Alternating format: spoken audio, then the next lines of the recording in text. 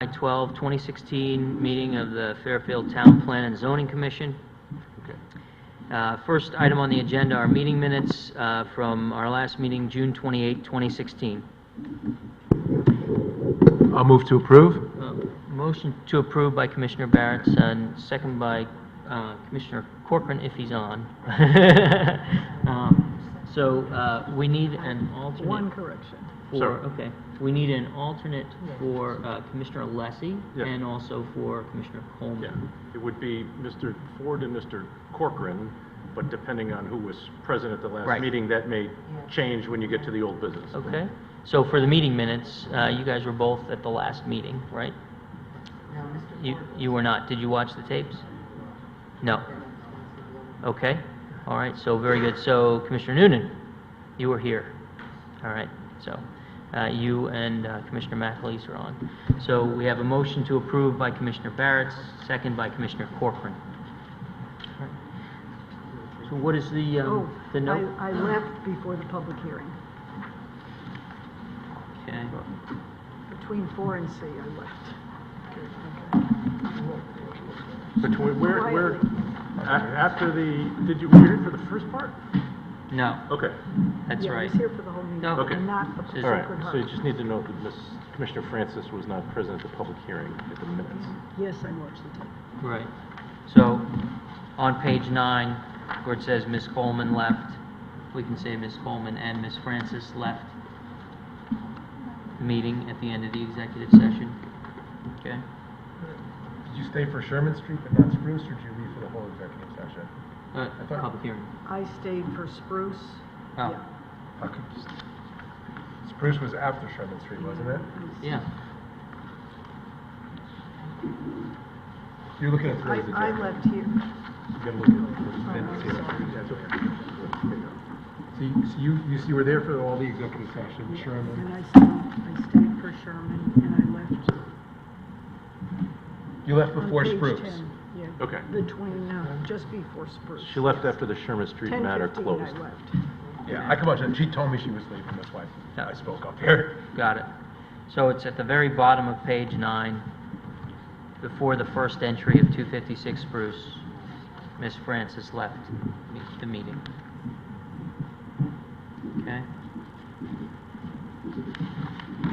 So, Commissioner Barrett, so you I'll amend my motion amend your to- motion.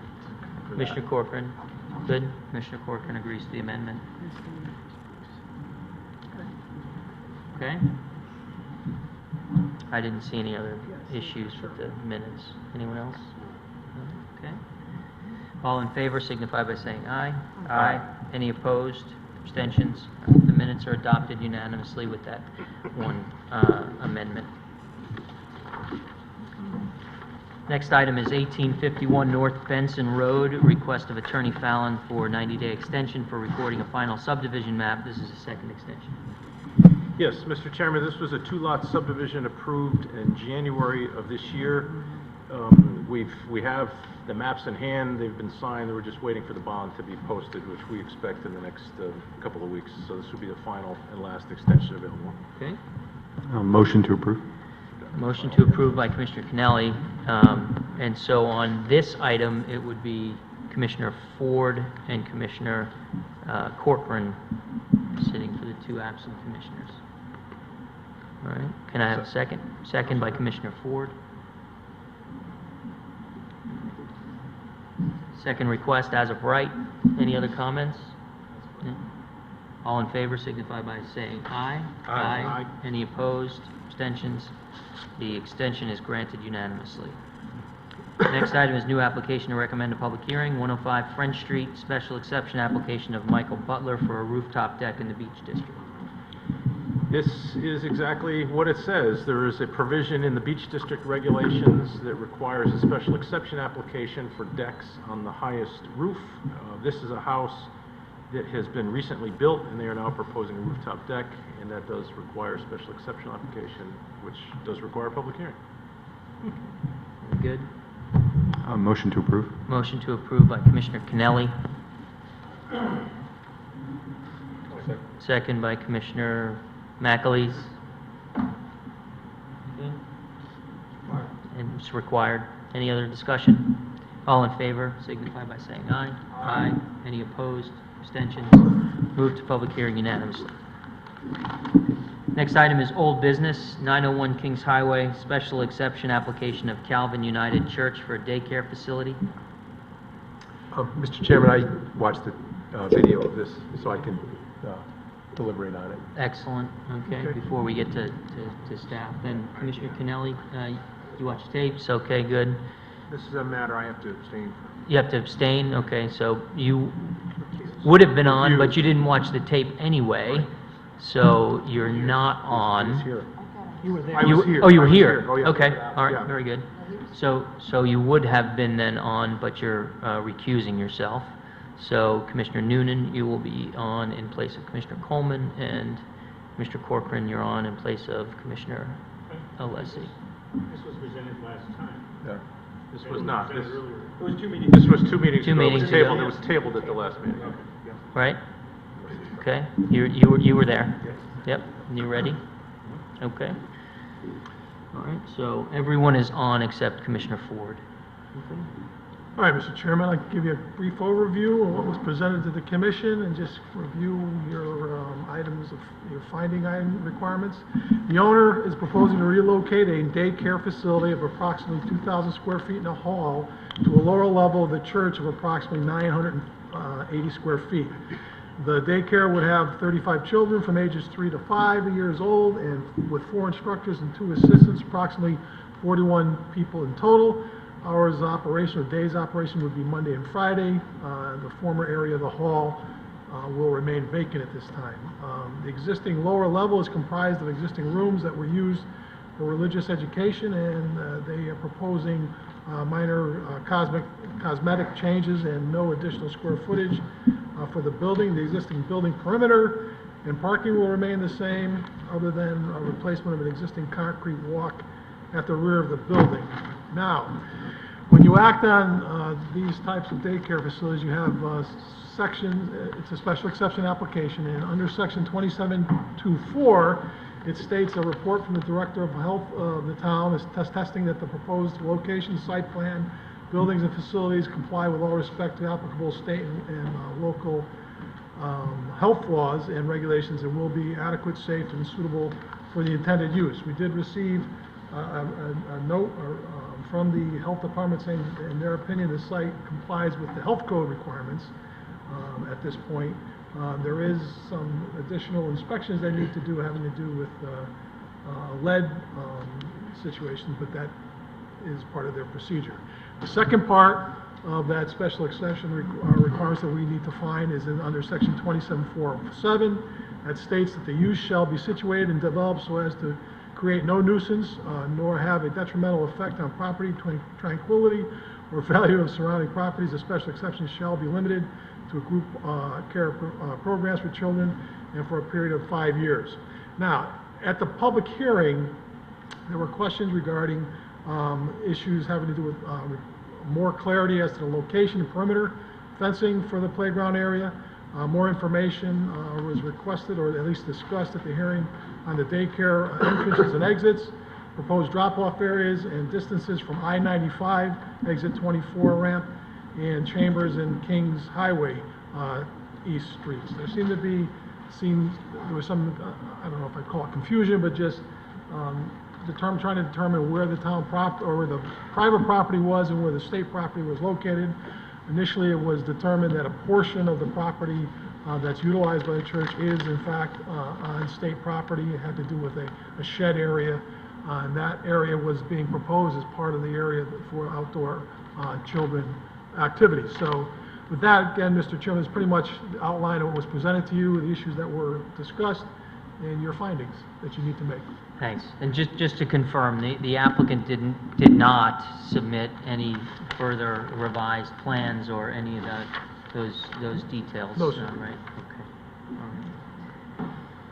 All right. Mr. Chairman, I'd like to make a motion to deny this application without prejudice. Motion to deny without prejudice by Commissioner Kennelly, I'll second it. seconded by Commissioner Barrett. To explain, Mr. Chairman, generally, as we saw at the The application presented did meet the issues that were raised by staff that are required to meet the special exception. The concern of anyone who had the opportunity to either be part of or view the public hearing on this is the issue of the relationship between the state property and the private property owned by the church. And we really can't, in good conscience, as a legal body, sign off on an application where clearly we need to have an application which, the plans themselves resolve the issue there. This is the business that was raised by Mr. DeBonchik related to the shed and the other stuff and the fence. So what I'd like to see is have us deny this without prejudice, meaning they can come right back to us if they're ready, but to go ahead and get a plan worked out where they can show that this issue related to the demarcation area between the state and the private property has been worked out. So we have a plan like that. What we don't want to do, and I'm sure the chairman will mention this, is in his remarks, is we don't want to approve something that ultimately isn't in the plans, and as a matter of law should be worked out. And so we can do this. They can still move ahead with their preparations for the fall, but this way, if they come back to us with an appropriate and worked out plan that deals with this issue, they can move right on. But this way, we at least are assured this is worked out, as opposed to asking for conditions and waiting and the year begins. This is probably the cleanest way to move ahead. Thank you.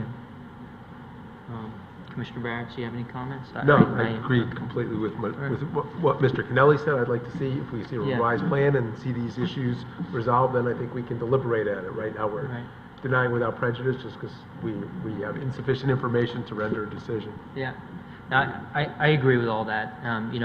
My hesitation is to approve a site plan that has lines that encroach on the state property is not something that I'm prepared to do. The application as a whole, it seems like a good application, right? I mean, I don't have any issue with them converting the space to daycare and doing what they need to do, but the site plan has to be accurate, and show what they propose to build, and it's got to be consistent with their property lines. So that's where I come out. I agree. Yep. Commissioner McAleese? Up top. There we go. I don't have much to add to that, really, except that I did take a look around, and I don't know if we can ask them to clarify, perhaps when they rework the drawing, as to where exactly the play area will be. Just for my own comfort, it looks, I was saying to someone earlier, when I first pulled into the back there, I had visions of, if people recall that horrible accident with the car just shot right through the Cumberland Farms, right off that exit, and I thought, if that person had pulled just a little bit to the right and it was happening around 4 o'clock with kids on the playground, we would have been in a horrific situation. So if they maybe can inch it up past that building and just indicate a fence showing that they're a little bit closer to the actual daycare center. I'm not even sure if that's really within our purview, but it would certainly make me feel more comfortable. Yeah. Well, I think if they do what they said, which is to move the property line not the property line, to move their fence appropriately along their property line, not encroach in the state right of way, it's going to come up like in the middle of that shed. It's actually going to move that the end of that area up into the away from the I-95 ramp by probably what, good 10 feet or 10 so? feet, sure. So I mean that's what we're talking about. All right. Okay. Motion on the table is to deny without prejudice for all the reasons stated. Anyone else have any other comments? Okay. All in favor signify by saying aye. Aye. Any opposed? Abstentions? The motion carries unanimously. Next item is 2333 Sherman Street, special permit application of 23 Sherman Street LLC pertaining to a new 3-story mixed-use commercial and residential building in the Center Design District. All right, Mr. Chairman, again, I will go over briefly what was presented to the commission and outline your areas of findings for this particular special permit application. The site is located on the southerly side of Sherman Street, just west of Reef Road intersection. The proposed mixed-use development comprises of 1,997 square feet of retail space on the first floor, 3,190 square feet of office on the second floor, and 2 residential property apartments on the third floor, totaling 3,712 square feet. The existing site includes a 3,722 square foot vacant general office building on 23 Sherman Street and 1 vacant single-family detached housing unit on 33 Sherman Street. The existing residential office buildings are proposed to be demolished and to accommodate for the future proposed development. 23 Sherman Street currently provides access to Sherman Street through an egress drive and an ingress drive, and 33 Sherman Street currently provides access to Sherman Street by a full movement driveway located along the westerly property boundary. The proposal is to eliminate the existing access curb cut on 33 Sherman Street and remove the existing egress drive curb cut along the westerly property boundary of 23 Sherman Street. A full movement access drive will replace the existing egress curb cut and 23 Sherman Street. The use as proposed, as I outlined in the hearing by the applicant's presenters, is a permitted use subject to under the provisions of 12.11.3 and 12.3.16 and 12.3.4. Again, mixed-use residential office and retail in the Center Design District. As shown on the plan submitted, would be a proposal of a total of 18 parking spaces pursuant to section 28.6.1 of the regulations. The applicant is proposing to reduce 2 parking spaces with regard to residential units. As the commission knows, and it was outlined for you at the hearing, section 28.6.1, when dwelling units are located in the commercial district, the residential parking requirement may, at the commission's discretion, be reduced by up to 50%. What we're talking about here is a residential use that would require 4 spaces, and they are proposing 2 spaces. The reduction of parking specifically allowed by this section can be considered if the commission finds the residential occupants will generally be utilizing the space substantially during periods when the office and retail tenants are closed. The commission must find that the requested reduction will not create undue traffic congestion and not increase the need for off-site parking spaces. There was a detailed landscaping and light plan submitted as part of this application. The managing members of 23 Sherman Street LLC is Michael Fazio. The firm of Curran and Fazio will occupy the office space and in the building. Now, again, to go over more specifically the findings, and also an engineering department report. The engineering department report dated June 28th included 8 comments. 7 of those comments were addressed with additional information that was submitted at the hearing. Comment 8 was a concern by the engineering department having to do with columns required to support the building overhang and whether or not their location would hinder uses such as parking spaces. Additional information as to the dimensions of the columns and how they would be protected if hit by the action of a parking car could be a condition, and we would strongly recommend it be a condition of whatever action the commission takes on the application. Other findings have to do with, again, as I mentioned, as per section 28.6.1, the reduction of space required for residential units from required 4 to 2, based on the finding information that I've already stated. And of course, under our section 25.7.7, you must find that the development shown shall be of such a character as to harmonize with the neighborhood, to accomplish transition in character between areas of unlike character, to protect property values, to preserve and enhance the appearance and beauty of the community, and to avoid undue traffic congestion. There was one other issue that was discussed having to do with our section having to do with shade trees. There was a request that the town tree warden review the plans prior to your review of this in executive session. We did receive a report from him.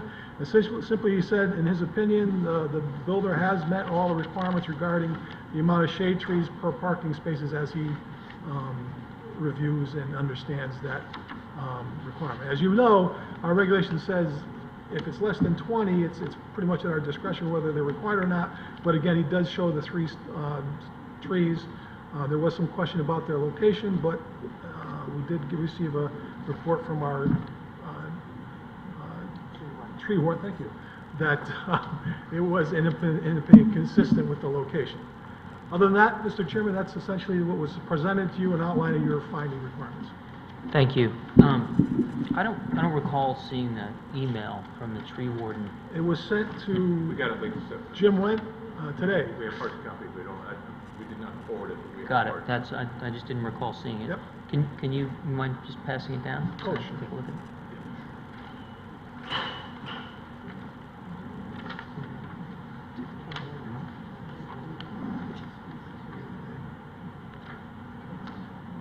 I can't hear you.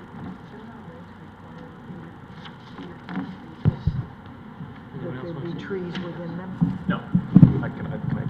What was the question? I'm sorry. Our regs require, is our new reg about 8 or 10 trees, 8 or 10 spaces? The regs require one for parking areas 20 spaces or greater, or at your discretion, a lesser number of spaces. One tree in the parking area for every 10 spaces. So in this case, Oh. that would be 2 trees. Now, we looked at this. I think that, you know, in our opinion, the tree in the back left corner would qualify as shown in, if we're going to move forward with this, we would recommend that the first 2 trees shown, there's room to push them back further into the site so they're closer to the parking spaces. They're kind of skewed towards the sidewalk. If they were skewed closer to the parking area, we think that it fully complies with that standard. I would not, there was some discussion about putting a tree, you know, to the back of the handicap parking space, and that we would not recommend such a, Just Right. because the access Such a to the revision. parking spaces would be compromised. Can you take a look at, we're looking at the plan Mhm. as we're facing, sitting on Sherman Street. Yes. Looking at the building. The 2 trees that you're suggesting being moved are the ones to the left and right of the entry drive? that's correct. If you Yeah. look at where their center mass is, Mhm. it's closer to the sidewalk than it is if they were slid back 5 or 6 feet closer to the parking lot curb, they would be much, you know. Right. Now, on the right-hand side there, it looks like there's a rain garden there, which Mhm. is perhaps why the tree is situated, you know, on the front edge. I but- think they've got room to, again, but if that tree were to stay and the tree on the left were to move, they only need 2. Right. So if the right-hand tree were to remain so as not to disturb the rain garden, and the tree on the left were to be moved inward 5 or 6 feet, Yeah. I think it would accomplish that. Yeah, no, I mean, I think both should be, I'm not sure why they placed them so close to the property line, but we can talk about that. But, so your recommendation would be to move both of those closer to the parking Well, area? I would move the one on the left, having now recognized the rain garden design, I would, Well, it's odd because it looks like there's more space to actually put a tree between the rain garden and the parking lot than it does between the rain garden and the sidewalk. Or no, and their property line, I guess it is. well, So it doesn't, Sure, yeah, 20 because But- it doesn't hit our regs. Right, because that is trying to stop urban island effect, so. There and that's there, the thesis. there and We there. can, we have discretion to go below. regardless of where that tree ends up, Yeah. proximate to that rain garden, it is our opinion that it complies with the shade tree Yeah, requirement. got it. Okay. Because there are questions, Mr. Chairman, I thought I'd make a motion to Yeah. approve for discussion purposes, you. and then Yeah. let this get underway if we could, Sure. and go from Yeah. there. By the way, I just want to mention for the record that I did watch on Fair TV the hearing for this, so I am able to sit if you... Excellent. So let's figure that out now. So it'd be Commissioner Ford, did you, no, you did not? Okay, so Commissioner Noonan and Commissioner Corcoran, you're both on for this item, okay? And so we have a motion to approve by Commissioner Kennelly. Second by Commissioner McAleese. So let me begin just simply, since I made the motion, to say that, I'm just going to say broadly, watching this from afar, because I was not here in person, 2 things. First, I'm always nervous in these kinds of situations about, the harmony test. Does it under 25.7.7, what is harmony? I mean, that word, unfortunately, sometimes for applicants can be frustrating because, it is in the eye of the beholder. In this case, I like the concept. I think that the idea of a transition in this area makes sense. So in theory, I like the ideas behind the proposal. What I was uncomfortable, at least watching and then listening to the questions as we went along, was whether or not this, in reality, as constructed, was going to be appropriately in harmony with the surrounding neighborhood. And you may have recalled some of the concerns people had related to architectural features like the roof or just the massing, other kinds of questions. And clearly there's an issue, some issues here with the parking and with the placement of the trees and things like that. So just broadly, my sense is, and why I'm leaning towards at least an initial denial here, with the idea that maybe something smaller could come back, is it feels a little bit like 2 pounds of bologna in a 1 pound bag. The second item that concerned me when I was watching the deliberations was, oftentimes questions in a public hearing reveal the concerns that commissioners have, and you can move on. Here, it's one of those situations where I almost felt as though, at least in certain moments, it seemed like the application was being rewritten a bit, in the public hearing. So that's my concern. I am open to listening to everyone's thoughts, but I lean right now, at least for me, towards a denial, but not an aggressive denial, not one that is that I reject the concept, but I do think I'm a little concerned about the question of harmony in this particular spot. That's my take. Yeah. Okay. Thank you. Commissioner Francis? Yeah. I was concerned about the metal roof and really didn't get good answers about it. And that does bother me because it's all shingle roofs on that neighborhood, which is a very attractive street. And I don't know, I agree, it could be a little large for the rest of the businesses, buildings on that street. Thank you. Commissioner Barron? Yeah, I was also a little torn here. I was more leaning to approve. Talking about the issues.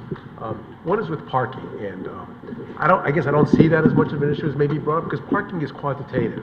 And when we look at the requirements, it meets our requirements. It's got 3 retail, 13 for office, and 2 residential. And I think the requirement of 2 less spaces for the residential actually has merit too, because we put that in our regs, because if you've got an office, there's different times when that's in use versus when everybody's home in the residence. So there's actually an argument to be made for reducing the 2 spaces. What I was struck with too, given massing, is I think I said that to the applicant when I looked at the size of the building, or even he says, "Why? Just visually, it looks like you need more than 18 spaces," but it seems so skewed to the office. And the retail requirements and the residential just aren't that much. It just looks like that building requires more. So again, the massing of the building, the harmony probably concerns me. Not so much the parking, or even, I think they have an argument to reduce the spaces just based on that, other than, well, we want to get as many spaces as we can.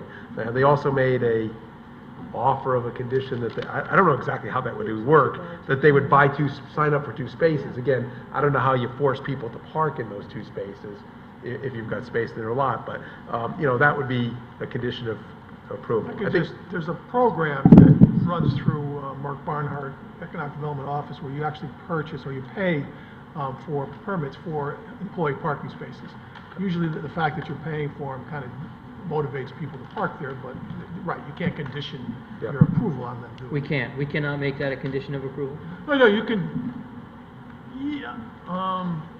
Yeah, I guess you can, because it's a town.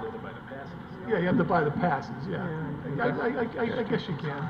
I mean, the only thing that would restrict that is if for some reason they didn't have any space available, and then there you are. But I think you can make that condition. Okay. Yeah, and I agree with the applicant that the uses are complementary. Again, with the shade trees are big in that, but it meets our requirements. I mean, they don't have to have any. Let's say we definitely want them, so our regulations require 2 per 20, not 3 per 20 or 5 per 20. It's 2. And if staff feels that they meet them with the layout, or if they move 1 tree, not every space has to be shaded much as we'd like that. And that was my question too, is like, okay, exactly how many spaces are benefiting from the shade? And 1 clearly is, and if we could make another, well, then I think it meets our shade tree regs as well. you know, again, a little concerned with the building itself, but as far as the parking, maybe I have less concerns than others. But wanted to hear what everyone else has to say. Sure, yeah. Sure, yep. Commissioner McAleese? I think I agree with most of the comments made. The massing does seem to be an issue. I'm not so sure the drawings help us. I think this looks to me like it's a little high than it might actually be. And I get it, you know, it was Photoshop and put in place, and it's helpful in one respect to indicate how it's going to look when it blends in with the other, the neighboring properties.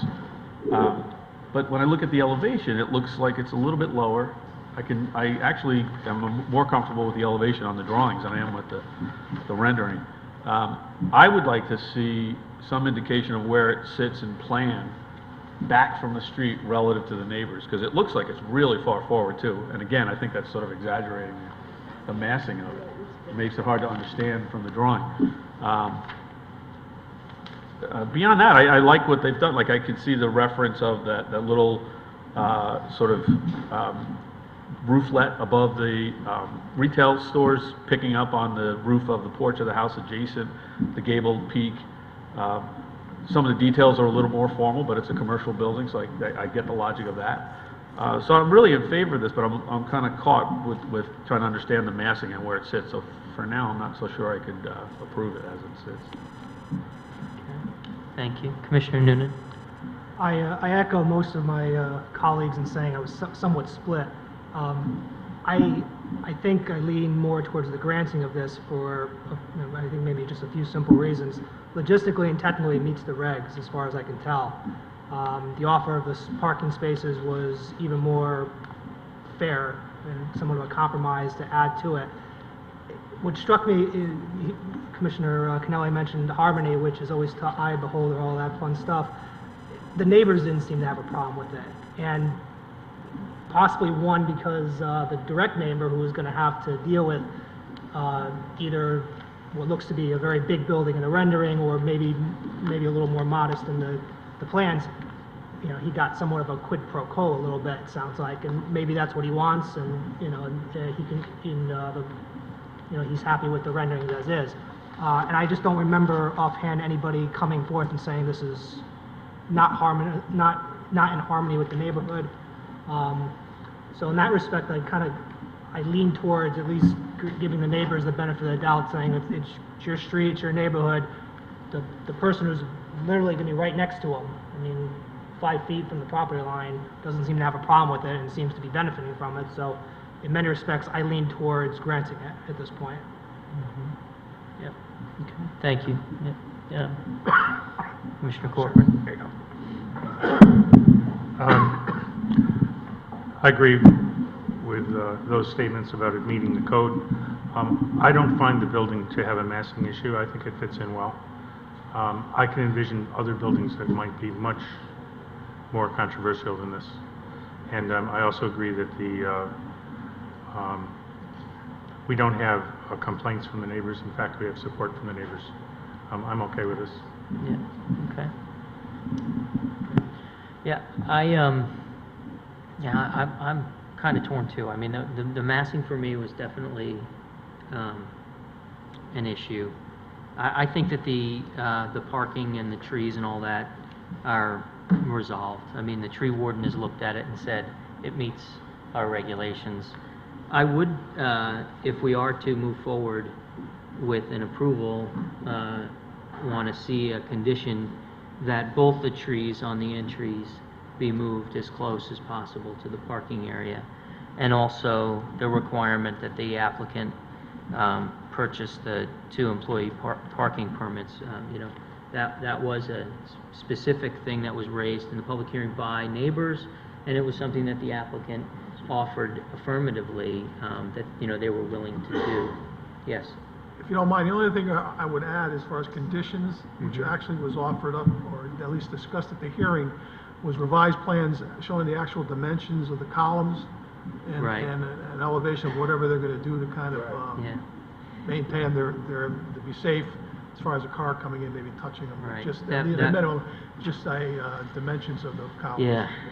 That was another issue, actually. I think, Commissioner Corcoran, you raised that in terms of the, that impacting the potential width of the, the spaces. But the applicant, I think it was architect Saron, who said that even with the columns, the width of those spaces was 9 feet wide, right? Right. Is that They correct? meant our dimensions, but they didn't really have they told you verbally how big they were gonna be, but I think probably, at least for our records, I'd like to have a plan showing Right. the actual dimensions of the columns. Okay. So, I'm torn, I mean, I'd like to see a smaller building, but it's within the regulations, it's within I'm torn. It's within the regulations, but we have the harmony issue. The building immediately adjacent is a 2-story, basically home that's been, converted and everything, and then we have Attorney Fallon's office, which is another smaller building, and then next to that is a single-story sort of condo-style office building. And you look at the rendering, like, say, Commissioner Ford, it's like wow, it dwarfs the other buildings that are around it, But it is the center design district. I mean, this is what we're seeking to, it's what we're doing. So I don't know. Commissioner Kennelly? Mr. Chairman, I just want to mention that since I made the motion, I accept those conditions of approval. First off, I think the ones related to the columns, especially obviously critical. 2 things I just want to mention that's kind of moved me in direction. First, it is a good point in terms of what the neighbors, I thought that what was stated by Commissioner Noonan and Commissioner Corcoran, neighborhood was accepting. And I'm going to go with what Commissioner McAleese said. He's got a background in architecture, and his view, hopefully, is that maybe the renderings weren't as friendly to this project as the actual design plans are, and we can hope for that. But I am, like you, a little nervous, especially how close it is to the street compared to those other buildings, and it gives a feeling of a very different kind of structure, and it is, but, having heard what everyone had to say, I guess I lean very narrowly towards approval. I think he said that the 2 buildings he's demolishing, this is going to be set back along the farther one, not the nearer one. I think he said that. All right, good. So we have, yeah, we have existing.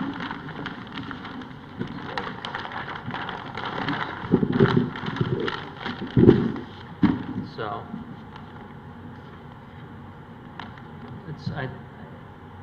if I had to guesstimate, I would say that it's probably set back about the same. Maybe it's a little bit deeper, but there's a porch and some steps that come down along the front. So, I mean, look, it's clearly an improvement to what is there now. There's no doubt. I just have one other question. I seem to recall when we were getting back to the column issue at the rear of the building, was there some discussion or even an offer perhaps by the applicant to look into pulling that sidewalk back a little bit too? The sidewalk? The sidewalk at the back, parking space number 3. I thought there was some talk about if they needed to, they could maybe move that over a little bit, move the columns over a little bit? Yes, I think that given the, where that curb lies, that there's enough width there that they could gain some additional space to place the columns, so they could double Wasn't as strike them, tight. for example, so that they would be within that they wouldn't protrude into the parking space. They can include that as part of their, when they submit the revised plan, the dimensions of the columns, I'm sure they can submit that. Yeah, like generally sort of look at that, those 3, 4, 5, and 6 and Yeah, I see think what can you there's do to room there massage for that. them to create enough additional width so those columns would not project. Yeah, I into the think they'll parking have people hitting those space. things Like I all said, the the short time. answer to your question, I guess, would be yes. So that's a 4th condition of. Well, I think we can incorporate that into the dimensions of the, show the column that not interfering with it, that it's just kind of incorporated in it, we'll incorporate it into that condition. Commissioner Okay. Barris? I don't know if I want to make this point. Go ahead. A couple of things. One is that, also, just thinking about the Shaughnessy 12-inch Funeral Home, Yeah. which is across the street, that's a fairly large mass building as well, and that is close to the street. And again, I don't think this particular rendering helped that much. I think it made it look a lot worse than what it is in terms of mass and relative location. I'm also swayed by the neighbors who, we know we recently approved this, the pastors are okay with that. So again, I agree with Mr. Noonan on that. The one thing I was thinking, really, Commissioner Francis has a point about the roof, because we're looking at this is a center design district, it's got to meet our architectural standards, and the roof types are supposed to be similar to what's around it. So it's a little different, that's all I would say. So I say she has a valid point with regard to the roof. Because it does not only have to meet our center design standards, it has to meet our architectural standards, which applies to commercial districts. So I would share a concern. I don't know if that. It's, if the majority commission feels that it doesn't meet your, what was it, 12.6, 12.10? Yeah. You could fix that with a condition of approval, requiring, in your opinion, it doesn't meet 12.10. Actually ask the architect on this panel. Chris, what do you think? I mean, does it, you're the one who I don't looked think you at- want to know. No, I mean, kinda no, like- because I here's kinda my like point the roof. is, I mean, so yeah, tell us why. I mean, because honestly, look, we don't want to be, I think, I mean, we want to be correct, but we don't want to be doctrinaire. So you understood some of the logic you were talking about. Tell us why you think that would architecturally be okay, and if it's horrible, we're going to blame you 2 years from now. Good, fine. So just, can you tell us? Some of it comes from 3 years in Virginia, where that's a very common roof. Okay. It's, there's a lot of economic reasons for doing it. They stand up over time well. They're easy to maintain. They're good for getting rid of snow. It slides right off. Aesthetically, I don't find them unpleasing. A standing seam roof, to me, is sort of a mid-Atlantic American thing, and I don't know that it would do any detriment to see it introduced. There's nothing in the design requirements that deny it No, outright, but it's a should, not a must. Yeah.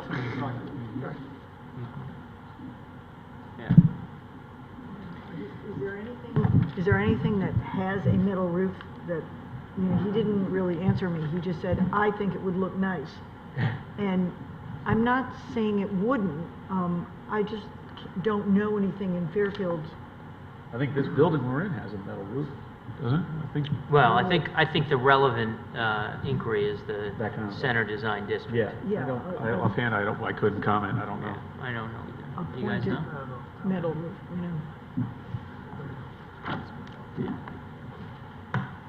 No, I hear you. So we got a number of things that a number of conditions.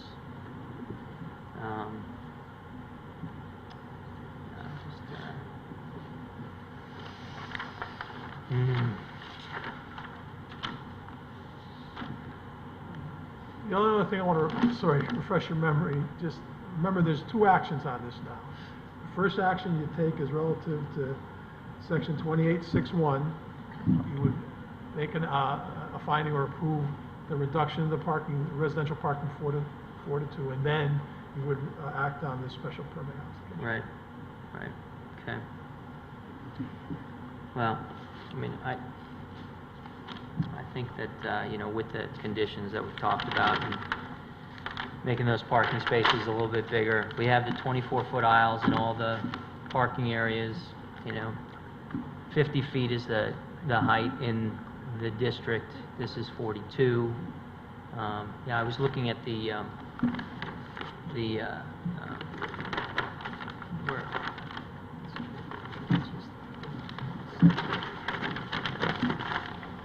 coverage analysis.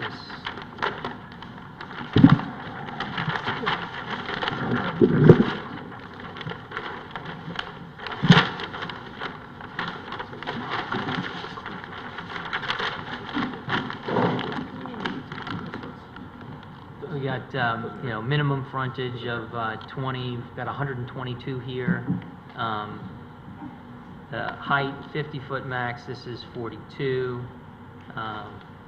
Maximum lot coverage, 90, this is 27.8. The total the maximum building floor area percentage of lot area is 200%. This is 70.8%. You know, so when we talk about like the size of the building, I'm nervous, but it's like within the numbers, you know? So I think that with all the conditions that we've placed here, I mean, I don't think I'm leaning towards approval. All right. So, we ready to vote? Okay. So, yeah, you want to run down the conditions, make sure that we get those in. You want both of the trees on the left and right of the entry to be moved as far as possible to the parking field. The applicant is to acquire 2 downtown employee parking passes. We want the modification of the site plan to show the dimensions of the columns and to ensure that they are not projecting into the minimum width for the adjacent parking spaces. And either as a separate vote or as part of the finding to this motion is that you are okay under 28.6.1 and find it appropriate to reduce the parking for the 2 residential units from 4 spaces to 2. Right. All right, so given the motion to approve with those conditions, can we just take a single vote on? Yeah, all of that? the finding would be included in that vote. Okay. We ready to vote? All right. All in favor signify by saying aye. Aye. Any opposed? Abstentions? All right. Motion to approve is passed unanimously.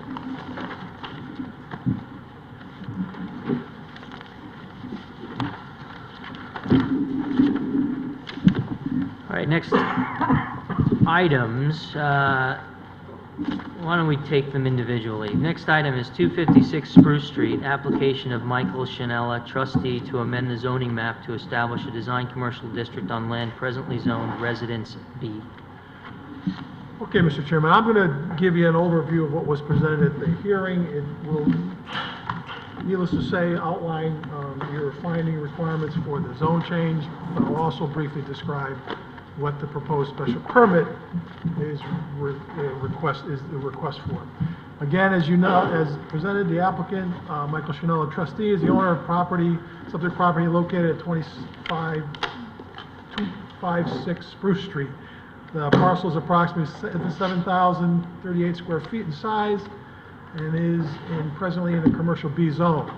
The parcels that abut the property zone design commercial district are located at 3355 Post Road and 3377 Post Road.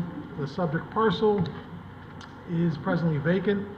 The applicant, acting on behalf of the 2 adjacent property owners, the intention is to change the zone to a design commercial district and to incorporate approximately 1/2 of the land area to one adjacent property owner and 1/2 to the other. Again, and as the site plan indicated, what is proposed, the intention is the applicant to improve that subject property for 18 parking spaces. The approval of the zone change and the granting of the special compliance request will, what was presented, the reason for this was to provide additional off-street parking in conjunction of the 2 adjacent commercial property uses. The shopping centers are presently non-conforming as per minimum number of parking spaces. Presently, the restaurant retail use requires a minimum of 58 spaces, whereas there are only 53 spaces at the present time for both of those. The applicant, just to continue the brief description of what they're going to do for this part, the empty lot, the applicant's intention is to extend the existing privacy fence, which screens 3377 Post Road from the residential dwelling on the southwestern side of Spruce Street to a fence, and also screen the subject parcel to leave in place the existing and fill in, there's a boxwood hedge which presently exists in front of 256 Spruce Street. In addition, right now there is an old access way that was used for a home that used to be there. There would be, in this proposal, there would be no curb cut at 256 Spruce Street, and that would not allow any egress or ingress of automobiles from the retail area into this residential Spruce Street area. The applicant feels there is not, and as far as one of the discussions having to do with the zone change, was that the commission felt at this point they weren't satisfied or at least comfortable with really knowing exactly how the property would ultimately be developed, other than what, not just talking about the special permits proposed, but, you know, changing this area to commercial. The applicant feels that a not sufficient land area is to allow a creation of additional retail space, as the property is now not capable of supporting additional building area and rental space, given the size and odd shape of the property, and the need to retain existing drive-through use on the site. I mean, there's, I guess they mentioned at the hearing that there is a relatively long-term lease agreement with these applicants, so there you have it. That's essentially outlines what the special permit is now proposed. Now, getting back to the zone change, as we all know, this application is similar to the application that was made for a zone change to this commission that was denied a year ago. And as you know, in these time actions, applications, there are two actions required. One, you first must determine the zone change, and then the special permit. And this one you should do, you need to do, you're required to do them separately. And what I will do now, Mr. Chairman, is outline for you what the findings are having to do with the zone change. They're very similar to what the commission reviewed a year ago, but I'll state them again for you for the record.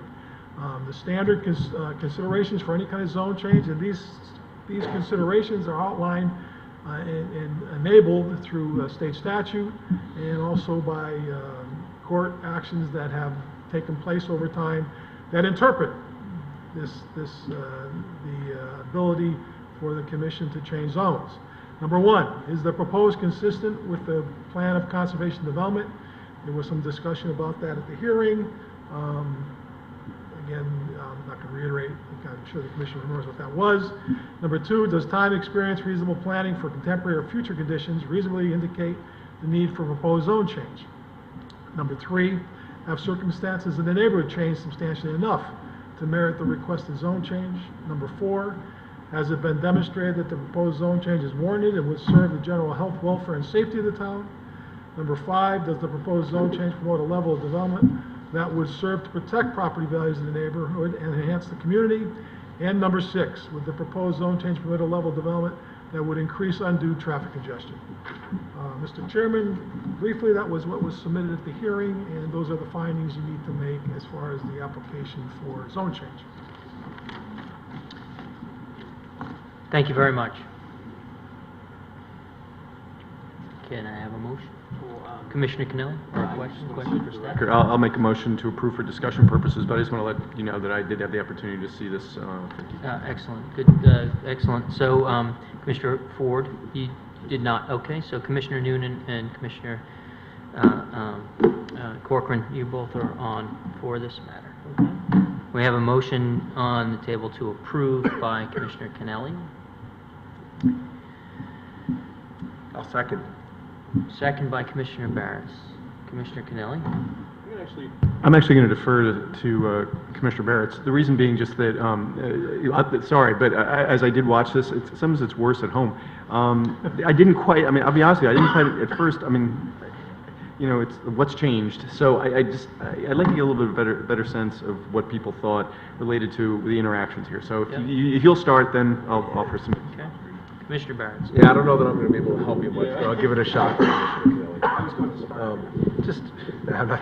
not the smarter. You know, I remember some things, and you know, going back, there was an application in 2004, and when people reference this commission, well, I'm the only one that was on this commission then. A lot of you go back pretty far now, but not that far. So I do remember that application, and there was an application to convert a residential spot,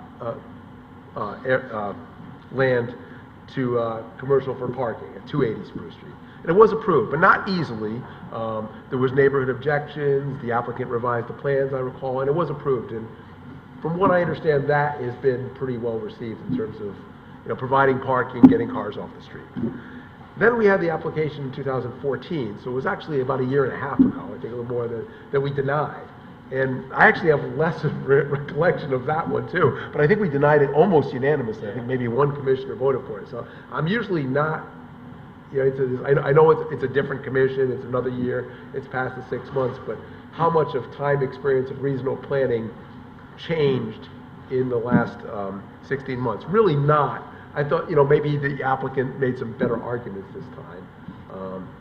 Again, I'm willing to listen to what my other commissioners think, but I think this is really a planning. This is, to me, this is about as discretion as we get. If we think it's a good idea, we should grant it. If we don't, we shouldn't, and we should use the criteria that Mr. Devonchik outlined. So, I'd rather hear what the other commissioners have to say on this one. Anyone else? Commissioner Corcoran.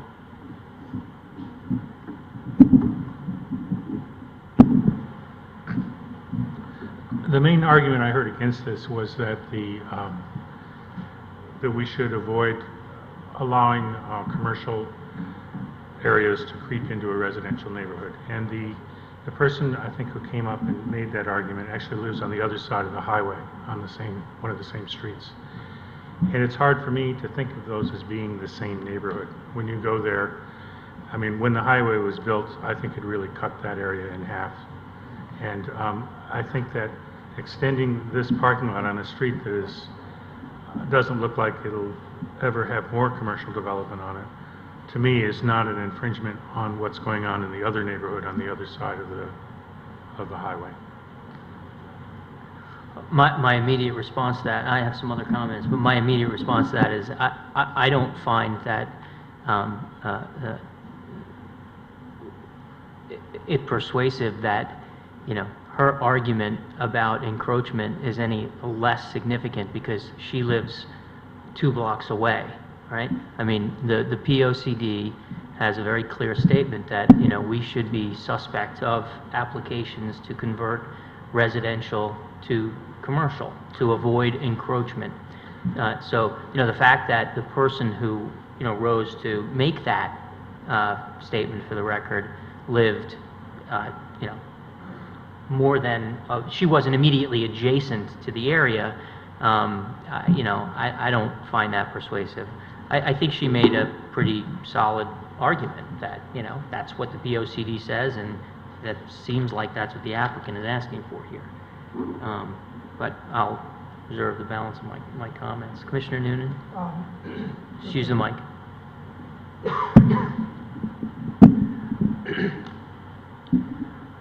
It seems as if, and I'm looking at the map again, that the commercial district is kind of spotted anyways in this area. Because even when you go south of where we are, there seems to be a little commercial design district kind of already spotted there at this, you know, off the Jeff Jealous and Spruce. So I mean, I don't know if that makes a difference that it further the encroachment or it's already there.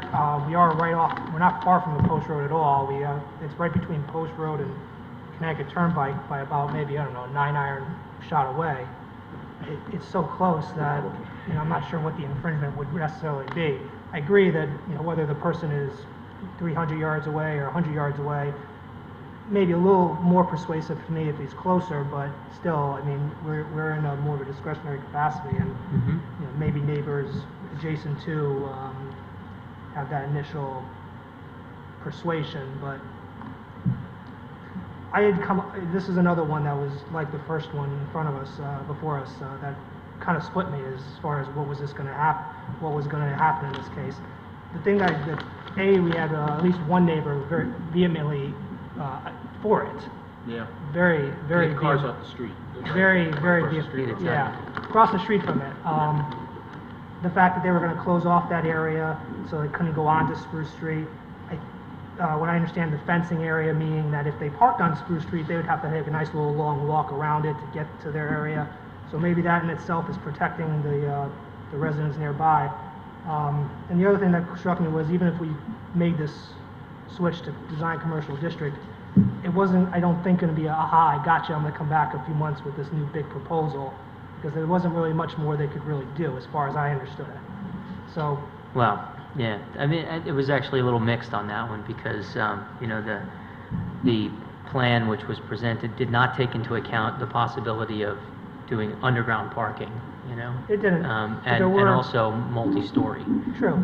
There were long, well, 5-10-year tenants.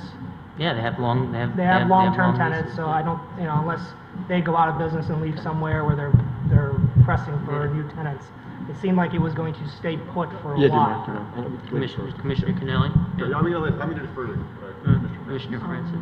Just briefly, I was impressed by the neighborhood, the support from the adjoining neighbors and the former neighbor. I think the landscaping is really well done. I appreciate blocking off the entrance exits from Spruce Street. And I think I'm ready for the consolidation of the zone. I don't favor down zoning generally, but this is a very mixed parcel. It's surrounded by commercial. I think I really don't have a problem with it. It's funny because I now recall there was Commissioner Coleman, actually, who voted in favor of this the first time, and I was there at that meeting when she voted for it, and I was also not at the meeting, and I didn't see the tape that time. And her rationale at the time was, as I recall, is that the neighbors were saying, get the parking off the streets. And, one of the things, too, we have to keep in mind, and, Mr. Chairman, I'm very strong with you on this idea. We've got to look at the POCD. We've got to be careful about, especially about the term encroachment. You and I, of course, Commissioner Barrett's have been concerned about encroachment and about commercial areas and residential. But I do agree with Commissioner Cork, and I do agree with Commissioner Noonan, I do agree with Commissioner Francis that I think that, that the plan being presented, the danger of some kind of massive gotcha building is very unlikely. So, I'll support. Mr. Chairman, just to finish, you did bring up an interesting point, though, at the hearing was, well, there's no guarantee they're not going to keep parking there. Well, And that's a very fair point, but the only... The thing that struck me was they were, in many ways, protecting the street as best they could by preventing the right-of-way onto it. But there's nobody doing that now. Pardon? There's no one doing that now. Yeah. I live in Southport. I drive past this center and down Spruce all the time. After this application, I made sure to go by it every day, in the morning and in the evening, over the holiday, on the weekend. I have pictures, but I can't introduce those here. There was not one day at any time that these parking lots were more than half full. And most times, the parking lots were empty. Most times, the parking on Spruce Street was sparse, but there were times when there were cars parked on Spruce. Well, that's because parking is permitted on Spruce Street. So, even if we do this, there's no indication to me whatsoever that parking on Spruce Street will decline in any way. The folks who are visiting the hair salon are parking, if they're parking on Spruce Street, are doing so because they can just park there and walk around the corner to get to it, instead of parking in the middle of the center where the parking spaces are and walking around the center. So I approach this very differently from all of you. Most of the comments I'm hearing are relative to the site plan, like what they have presented to us, proposed to us as to what they're going to do. But our initial decision is about whether we should rezone from residential to commercial, and whether that's supported by the POCD, and whether there is a need for that in this neighborhood as a result of time and experience and changes over time, etc. And I gotta be honest, I don't feel like there's been any change over time that is warranting a change in the zone, right? What would be left is this residential lot that sits then in between what would now be, commercial, residential, and what's remaining to happen is that, this landowner, which is now going to own 85% of that island, is going to buy that residential lot from the bank and then come back to us and say, well, now we've got one residential lot that's sitting in between all this, we need to rezone that, and now we've got the entire thing commercial. It's a slippery slope, and I don't see the need.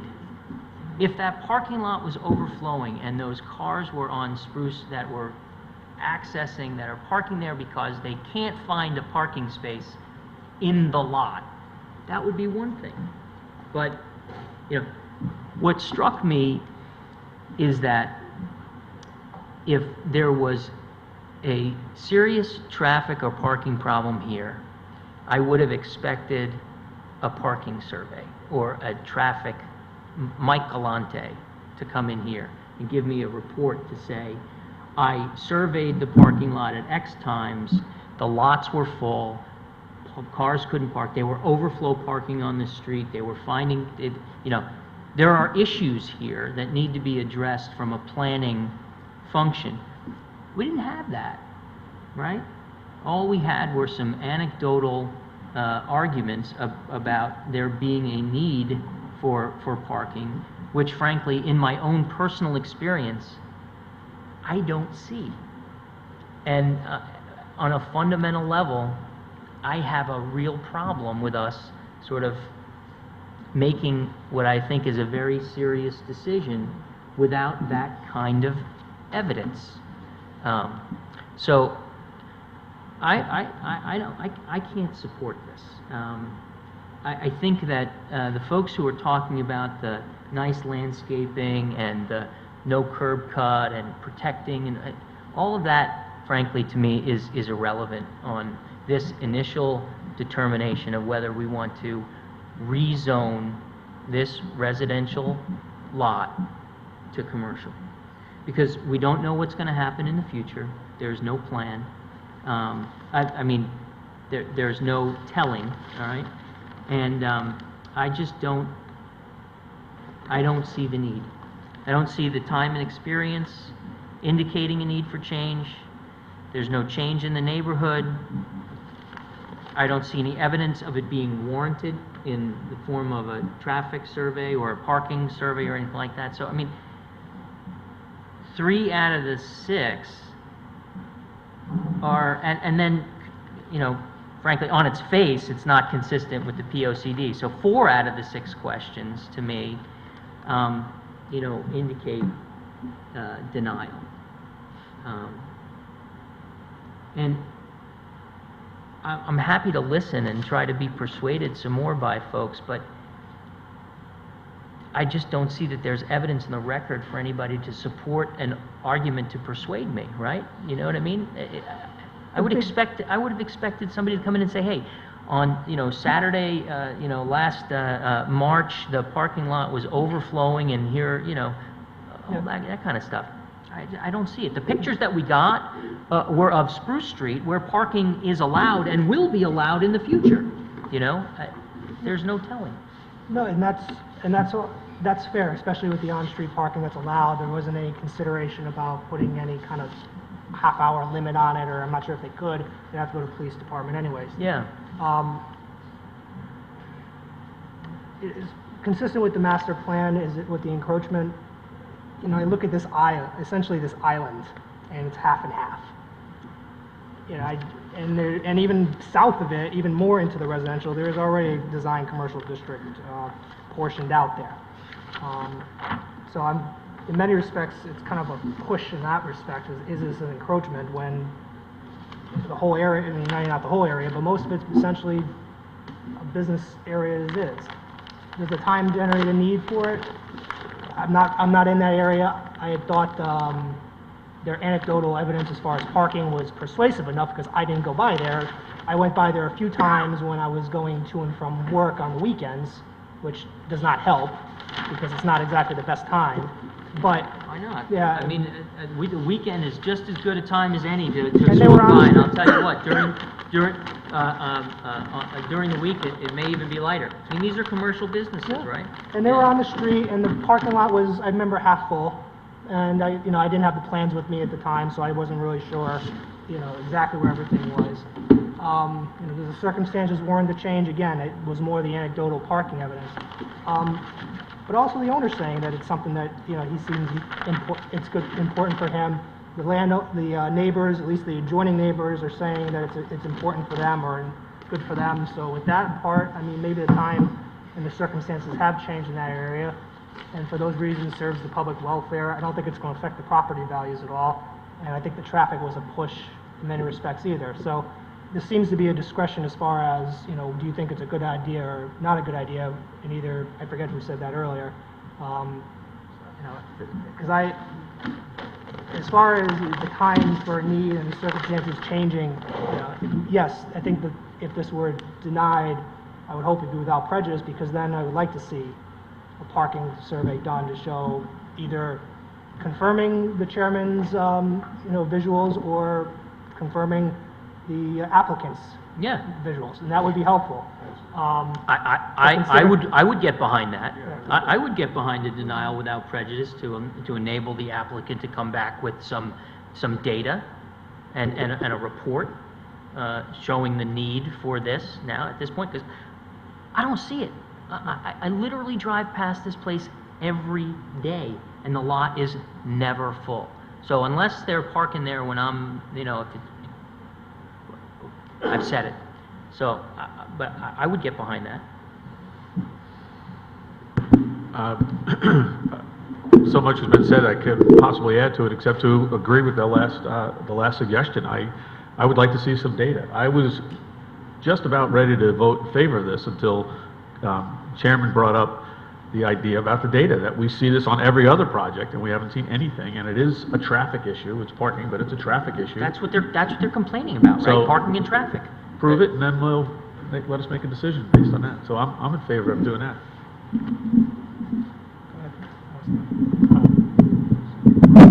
So I'm just noting, I mean, we have an owner who's willing to make an investment based on his view that there is a problem. I'm okay with getting data to back that up. Okay. Commissioner Barrett? Yeah, in terms of the planning function, just again, I'd be interested, because, I mean, there was a rezoning done at what we used to call 280 Spruce Street. Now it was merged, I think, with the property on the Post Road. So that was rezoned for parking. You know, what's been the impact of that over the last 12 years? They assert there's a problem, but I drive by there most days, and I don't really see an overflow parking either. And I drive there in the morning and in the afternoon, usually twice a day. The only issue, And, frankly, sorry to interrupt, is the Dunkin' Donuts drive-through. Right. Okay? I mean, you know, that lot on the Dunkin' Donuts side is empty, and the cars are snaked around onto the Post Road, onto that little side ramp there for the, you know, to get onto the thing. Anyway, keep So going. I'm persuaded by the chairman's argument, like, is this warranted? And I'm not sure, really can't say for sure that it is based upon the reasons stated. I will say, again, in the applicant's defense, you know, in terms of like looking at the zone, I think Commissioner Noonan and Corcoran broke this up, that there's already commercial surrounding it. In fact, the property near it, that's, I guess, owned by People's Bank or something. Yep. Yeah. And it's zoned residential B, but it's actually a commercial use. There was a use variance for that. I don't think you can do a use. That's the adjacent. Next parcel. one. the adjacent So look, property. here. Yeah, so that right there is- So this is the parcel at issue. The subject And then you parcel, got, you know, residence, and then this corner Is commercial. piece is also zoned residence, but has the use variance for the commercial building. And I don't think we can grant use variances anymore. So this No. is something that dates back to 1961. Right. Um, So, you know, we do this, right? Yeah. And then you've got two more residential lots. Yeah. So what's next? Yeah. The next thing is that they come back, you know, somebody's coming back to rezone that one from residential to commercial, and Yeah. then the next one. And then, you know, it's like, because now it's even more of an island in this area. So yeah, so then I could see that argument that actually does represent some encroachment. It's not unfounded. It's not like putting commercial into a sea of residential. There's spatterings of commercial all around it, but I can see the chairman's point too, that if this gets rezoned, then it's mostly commercial left. and you're maybe wiping out the You know? entire residential street, so. Right? And I get it. I mean, I understand the practical aspect of the proposal, and I'm willing to, you know, see data, right? And maybe it exists, maybe it doesn't. Maybe the reason we didn't get it is because it doesn't exist, you know? And Right. So, So what do we do? other comments? Withdraw the motion? Right. So, well, the motion on the table is to approve. It's Commissioner Kennelly's motion. So, you know, it's up to him whether he wants to withdraw that and make a new motion. The suggestion was a denial without prejudice. Mr. Chairman, yeah, I'll withdraw the motion to approve, it was really for discussion purposes, and I will make a motion to deny without prejudice to allow the applicant to come back with data, as you saw, as you mentioned, to you know, try to explain better the need, the change in circumstances that would require this zone change. Okay. A second? Second by, Oh, I second it. You did- And I Commissioner agree, Barrett. I'll right, agree with you- withdrawing it and making the motion to deny without prejudice, so they're welcome to come back within, you know, soon, yeah. Your hands aren't tied to waive. Yeah, if we just voted against the approval, then it would be the 6-month waiver. yeah, no, and Basically waiving the 12-month waiting period. We're waiving the 12-month waiver. okay. And well, I think but by denying without prejudice, in the same way that we acted on the daycare facility, you know, they can augment the application that is presently on file. They don't need to resubmit a new No, they would, they'd have to submit a new application.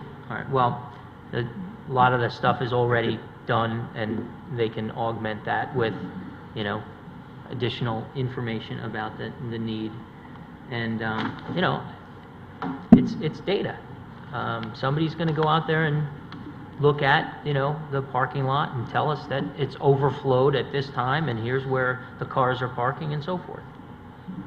Okay. Any other comments? All right. Motion on the table is to deny without prejudice. All in favor signify by saying aye. Aye. Any opposed? Abstentions? The motion is carried unanimously. So next item, I called it separately. Last is 256 Spruce Street compliance application of Michael Chanella, trustee for expanded off-street parking. Yeah, I mean, because the zone change was not approved, essentially the use is not permitted. Yeah. So I think we ought to, I would recommend another denial without prejudice, just to keep it consistent. Yeah. Yeah, and the reason is because the use is not permitted. Yeah, right. Okay. Yeah, I mean, just for the, it's an application you need to. Yeah, we should. All right, I'll make a motion to deny on D, 3D, the compliance application. Without prejudice. Without prejudice, if that's, we'll keep it in sync with all the rest. Yeah. Okay. Motion to deny without prejudice by Commissioner I'll Kennelly. second. Seconded by Commissioner Barron. Any other comments? No. Very good. All in favor signify by saying aye. Aye. Any opposed? Abstentions? Motion carries unanimously. Next item is compliances, 1127, 1305 Post Road, compliance application of Brickwalk Associates LLC to establish a residential apartment in an existing building in the Center Design District. Okay, just to orient you, this, within the Brickwalk complex, this is a building in the Patriot Plaza portion of the Brickwalk that has, there's a gas station out front, there's Rings End Lumber, there's a couple other tenants in there. And there are, the proposed apartment on the second floor would be the third apartment. The first two were approved by this commission in 2010 and 2011 respectively. They're looking to change 900 square feet of present office space to a third residential unit up there. There is a detailed parking tabulation that accounts for all the comings and goings of uses over time, and there are the necessary parking just on a straight trade at 2 spaces. There's actually less parking demanded by the unit than the 900 square feet of office space. No exterior changes are proposed. Make a motion to approve, Mr. Chairman. Motion to approve by Commissioner Kennelly, I'll second. second by Commissioner Barris. So on this then, we have Commissioner Ford Okay, and Commissioner Corcoran, all right? So the existing apartments there are 1,050 and 915 square feet. This would be 900. So at least in terms of the kind of apartment we'd be looking at here, it's not as though they're trying to take a space that wasn't appropriate in terms of what the other apartments were.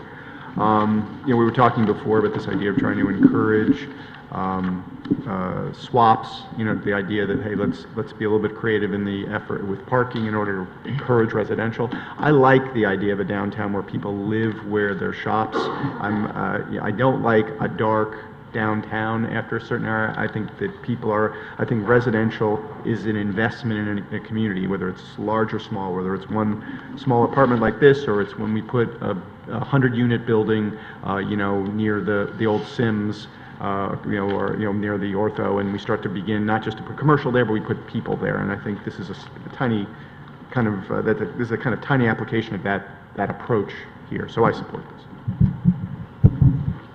Excellent. Mr. Barrett? Yeah, I support it as well. I don't really have any, I think Mr. Spinelli said it well. I don't have anything to add, and I fully support this application. Yeah, very good. Question for staff. It complies with all of our regulations. I didn't see anything that was added. It does, yes. Yep. In our view, it does. Yep. Okay. Right. Okay. Any other comments?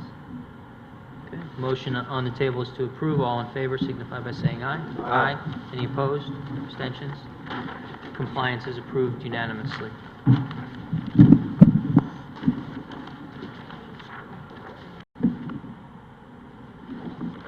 I didn't call it yet.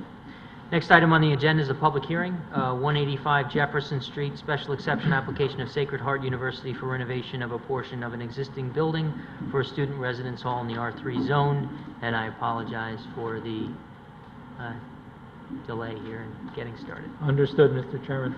Mr. Chairman, members of the commission, for the record, my name is Bill Fitzpatrick. I'm an attorney in Fairfield with the law firm of Fitzpatrick, Frey, and Bologna. We have offices at 1735 Post Road. Tonight I'm here representing Sacred Heart University, located at the intersection of Park Avenue and Jefferson Street. Sacred Heart has entered into a contractual agreement to purchase the property of the Jewish Home for the Elderly at 175 Jefferson Street. It's an exciting step for the university, adding a parcel of 15.48 acres to the existing university property. Closing is expected to take place within the next 45 days. Jewish Home, as I stated, has 15.48 acres. It's located in the R3 zoning district. It abuts the existing Sacred Heart University property on the east, the south, and the west. And as the Commission is well aware, a university use is a permitted use in the R3 zone via special exception approval. There are three primary Jewish Home for the Elderly buildings, specifically the Kuriansky building, essentially in the center of the property, multi-story building, the Tandit building, a large one-story structure spanning the center of the property, and the Bennett building, a five-story structure at the southerly end adjacent to the existing Sacred Heart University campus. The application before the Commission tonight is the first step of a multi-stage plan for the property, which is still in the process of evolution. This proposal entails the demolition of the Tandit building, the renovation and reuse of the Bennett building as a residence hall, the creation of a central open space area, creation of an amphitheater on the easterly portion, transitioning to the existing university property to the east, as well as the reorientation on the Jewish Home property, the reorientation of parking driveways and sidewalks. The reason we're here before you is the fact that we're changing the use of the Bennett building from one special exception use to another special exception use, and are altering the entrances to the building as such. So the renovation of the Bennett building involves the adaptive reuse of the existing assisted living building and the creation of a student residence hall of 174 beds encompassing 71,336 square feet. The existing building permit footprint, as you'll see, remains essentially unchanged with the exception of the updating, in I think a very attractive fashion, the updating of the building entrances. There are significant plantings as set forth on the landscaping plan accompanying the application. The application presentation you will hear tonight will consist of a presentation from Kevin Herrick from the SLAM Collaborative, from Dan Granis from the SLAM Collaborative, from Tom Daly of Malone and McBroom, and then I will close. At this point, Mr. Chairman, I'd like to introduce Mr. Kevin Herrick, a registered architect with SLAM from Glastonbury, Connecticut, to outline the specifics of the proposed renovation. Kevin. Good evening. Usually when we start presenting projects like this, we begin with the why. And there's sort of the pragmatic side of we want to obviously convert this assisted living home into a modern, contemporary residence hall for the university. It wants to do more than just that. I think that at the fundamental level, it's going to take students that are currently residing off campus, give them an opportunity to belong to or come back or come onto campus. But we want to do some qualitative things here. We want to make sure that this is a project that will create community, that students will be proud of, that they will be able to see each other, meet new people, and begin those lifelong relationships. We're going to show you some changes in the interior design and the exterior that will help enable those outcomes. This is not just a place to sleep, but a place to study, socialize, and sort of embrace the experience that the university has to offer. These are also students that are, as most of you probably know, are digital natives. They expect access to technology, not just Wi-Fi, but places to meet, collaborate with one another, and you'll see some of those in the plan today. The ground level is an important component to this building now. It's very different than what it has been used for, meaning that cars used to drop off right at the front door. This is going to become a much more pedestrian friendly facility. At the ground floor, we're going to have a nice living room that is a place to meet, collaborate, gather around a fireplace. We're going to show you also on the ground floor, we're going to show you a place to, a game room.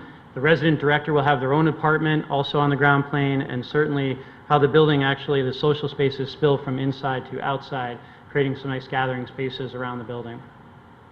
It's going to be a sustainable solution, meaning that probably at the fundamental level, adaptive reuse is the most sustainable solution. So rather than tear this building down, fill up the landfills more than we need to, converting this seems to be the right thing to do. It'll of course be more energy efficient. It'll have high efficiency LED lighting, low flow plumbing fixtures where appropriate. There'll be recycling programs associated to the project. And then lastly, but maybe not any less important, is this is the first step in a master plan that you're going to see a little bit of today as the university is beginning that step. We want to make sure this first step is one that is in the right direction. So some numbers here. The diagram you see on the left is kind of a diagrammatic section through the building. Level 1 with the common spaces that I had mentioned, going up through level 2 through 5. Offers, as you can see, 42 to 44 beds, depending on which floor you're on. A typical student unit, as you see to the right here, as you walk in, there's 2 bed chambers, basically doubles, walk-in closet, and a half bath. There are showers on the floor that you have to go down the corridor to bathe. As we look at the ground floor plan, and I'm going to show you some before and afters as to some of the things that you need to do to turn it into a place that's more of a healthcare environment and turn it into a place that's more appropriate for a residence hall. You can see the red arrow showing the major pedestrian access from the south. This is right adjacent to the Linda McMahon Campus Center. That is the dining facility. It's probably less than 100 yards away. There's a main lobby. Beyond that is the main living room, which will open up to a nice green quad. To the left, you see the game room, and then to the right in blue, you see the resident director's apartment. So as we walk into the existing facility right now, there's obviously an information, a reception desk. You can see this building was done in right around 1980. It's starting to look dated. and this is a university that's much more forward-thinking, and so they have much more contemporary tastes in their interior finishes, so we're going to convert this space into this one here. Much more clean, simple, modern, still a place where people have to be checked in, and there still is security. Moving beyond that is probably some important renovations that we're planning for the facility. As I mentioned, this is a place to see and be seen, to meet as many new people as you can. If we're successful, you'll have an opportunity to not just build a relationship with your roommate, but be able to meet as many of the 44 people on your floor, or as many of the 174 people in the facility. So we've gone to the extent of creating some two-story spaces within the building. Right now, that's actually accomplished by these dotted lines, our existing floor structures, and we're going to remove those floor structures to create these two-story spaces, these two-story common rooms. And that's to avoid it becoming an atrium and expensive smoke control systems, but you can still see how transparent the building is going to become from these social spaces into the corridors, and you can imagine people being able to be seen, to see each other and be seen. This happens in the common rooms that are connected to levels 2, 3, another one that connects 4 and 5, and then the major living room that spills out onto the green quad off to the right. That space that I was just talking about, the major living room in the facility, basically looks like this right now. It's sort of windowless, it's a little bit dark, it serves its purpose for dining, meeting. There's actually a small little stage in here now, and we're going to convert that into a two-story environment. This is mostly for social and study, so there's no TVs in here. You see a diverse offering of seating, small groups, larger groups. Students can feel comfortable coming in here on their own. You see a large fish tank, a saltwater tank being planned in the background there, one of 2 fireplaces to gather around winter evening. As we move up to the second floor, and you saw in the stacking diagram, mostly these are where the student units are. Mostly they are quote-unquote doubles. 2 doubles share a half bath. And you can imagine as you go into the existing facility, it's very much a healthcare looking kind of environment. You see the wood guardrails to protect carts and wheelchairs from banging into the walls. You see some pretty simple finishes. We see this as an opportunity to expand and open up. And so here you've just walked off the elevator. To the right, you see one of those 2-story common spaces. To the left, you see some small study rooms where students can gather. Group basically for, anywhere I would say 2 to 4 people could feel comfortable getting into one of those 2 spaces. But also places to lounge while you're in the corridor, and you see down the way the corridor leading you to the student units. Inside that 2-story common room, so you've just walked through that glassy door. You're now in one of those 2-story elements. If you were to look through this glass, you're now looking back toward the campus. This is one of those things that we want to not just renovate this building, but we want to connect that fabric back to the main campus. We really want to make this feel as though it's part of campus. Right now there's heavily treed areas around the property lines. We're going to be looking to break down some of those barriers so that these students feel very much part of the community. You see here basically an aerial shot on the left. This is looking from the south, the red arrow representing kind of a porte-cochere, a drop-off where you can drive your car under, get somebody out of the car close to the front door. You see that row of evergreens perpendicular to the blue line, but we're going to be looking to open that up, make a much more pedestrian-friendly connection from the south. And so we're going to celebrate the entrance to this building. We did want to offer some kind of transformation. We are not really doing a complete renovation of the exterior, but where we are putting those 2-story common rooms, we thought that was opportunity to sort of amplify and signify the entrance. So we're going to strip off those concrete cast balconies and redo the front door. We see it looking something like this. So now you see the framed entrance in red, the canopy leading to the game room off to the left. Obviously, the main entry is still in the center of the building, student units above. We are considering staining the brick to make it a little more complementary to the palette of stone and masonry that's on the existing campus as well. If we go to the other side, this is a difficult one to get, I think, a good look at. So we had to go up in the air, and my partner, Dan Granis, is going to show you around the site as we move from the inside to the outside in a moment.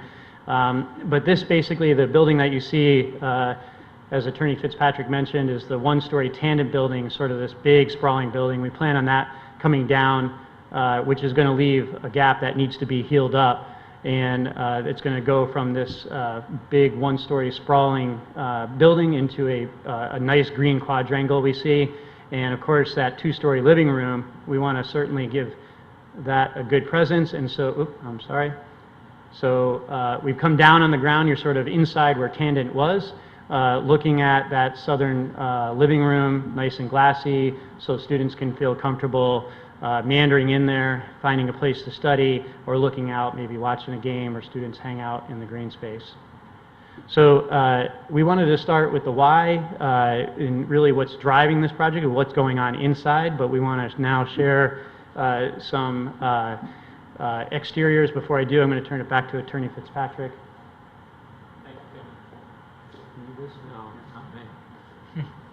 Mr. Chairman, at this point, I'd like to introduce Mr. Daniel Granis, a landscape architect with the SLAM Collaborative, to discuss the site details as well as possible future plans. Dan. Thank you, Bill. My experience is in landscape architecture and planning and sustainable design, and we very much appreciate your time speaking with us this evening. From the 3D views that we've looked at shortly, we're going to segue into a quick 3D video.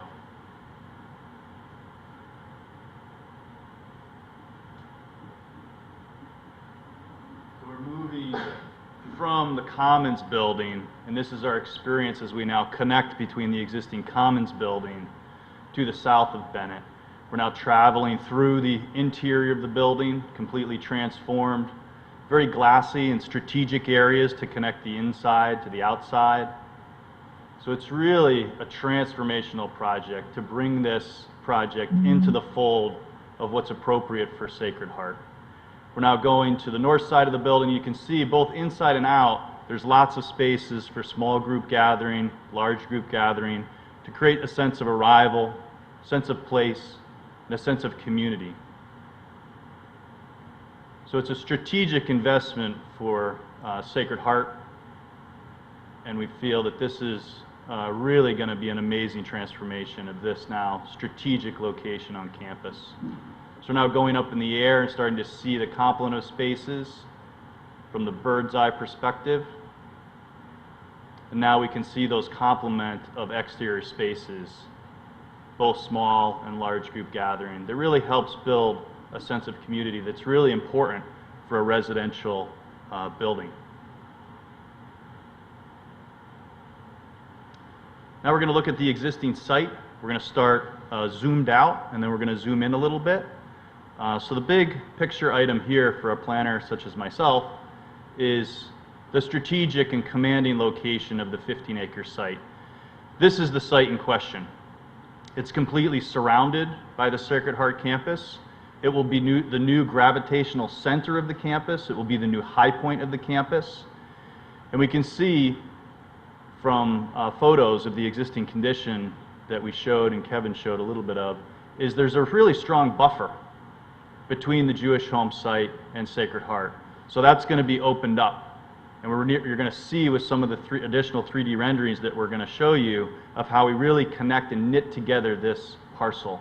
It's really hard to understand when you think about it in your mind's eye, because the experience is so strongly buffered between the two developments. You're going to see a transformational change of that parcel. We're going to zoom in a little bit. We do have some very small wetland areas. These are really stormwater detention areas that are determined as wetland areas. Given your regulations, they establish a 140-foot regulated area. This particular project will have no impact to those wetlands. It will have no impact to the regulated areas. And we're starting to see the Tandem building, the one-story building from above. We can see how sprawling, how large that building is. It's mostly one story. There is one portion that is two-story on the eastern side, but it occupies a very large portion of the site. We also have a redundancy of roadways. That's appropriate when you have two developments. So we have a roadway on the Sacred Heart side that will remain, comes around and does this. And then we have an internal loop road. So we no longer see a need for this sprawling Tandit building, nor do we see a need for the redundancy of this roadway. So that means we're going to see a pretty dramatic reduction in impervious surfaces. Right now, the site is occupied by 7.9 acres of impervious coverage. That's over half of the existing site. With this project, you're going to see the roadways in blue and the building in red will be removed from the site. When this phase that we're here tonight to review, that will become a net decrease of 3.5 acres. That's a 44.3 reduction. That's significant. Now, I do want to separate the conversation that we're having tonight from a longer conversation that we intend to have. So tonight, we're really just talking about the renovation of Bennett and the establishment of green space and open space in a new upper quad. We will show you a glimpse of the vision of the master plan, which is more of a visioning document that will add slightly more impervious surfaces in the future, but will still be a significant reduction from the existing impervious on the campus. Our estimate of that would still be a nearly 2-acre reduction in impervious and approximately 21.5% reduction. So what we're proposing is more smart growth and a more sustainable solution, both in the short term and in the long-term vision for this site. This is a view from a helicopter from a professional pilot and a professional photographer that we hire, and we put them together, and we go up there and tell them to take certain strategic views so we can show you before and afters. We thought that this was vitally important for this project because we can see this existing buffer, strong buffer that we see that separates Chapel Quad, which is in the foreground of this photo, and the chapel building here, and we see the Commons building here. We see from the inside that this site is nearly invisible from Sacred Heart campus, which is appropriate for the current use. Now we're going to show you the first sort of step that this project is proposing. This is the application that's on your desk today. We see a transformation of the campus. We see an amphitheater that creates a strong visual and physical gateway that strongly connects Chapel Quad to this new upper residential quad. And we see the advantage of creating a new axis that extends from Chapel Quad all the way through the newly developed Jewish home site. We see Bennett in the back with sort of a lily pad of activity that happens around it. And we see pads of green space that set the table for future buildings to come. Now we're going to look at a glimpse of what those future buildings are. This next image is not what we're seeking approval for tonight. These are future conversations and the beginning of a longer conversation to come. So you can see here that 2 sister apartment buildings are strategically located in order to enhance that visual gateway and to create sort of a sort of incremental gap so we can create open space in the forecourt of the residential buildings, and then we step up further to the upper quad. So now there's a development of a sequence of campus spaces that is really over doubling the dramatic open space that exists on the campus today. Chapel Quad is really the only strong formal piece of open space on the campus, and we'll be roughly doubling the amount of that open space. Now we're shifting to the other side. This is another existing helicopter view. We can see the chapel building in the back. We see Chapel Quad here. We see the Bennett building now more in the foreground with the Commons building behind it. We're trying to promote a really strong connection between the Commons building and Bennett.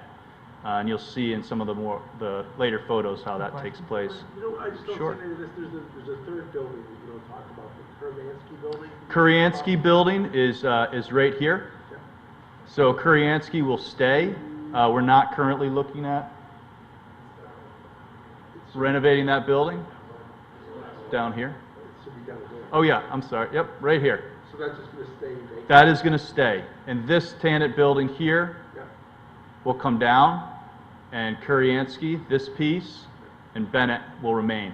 Bennett we're renovating, and Kuryansky is slated for possible future renovation. Okay. So it'll be maintained, it'll be safe, but it's not part of this application to renovate or occupy that building.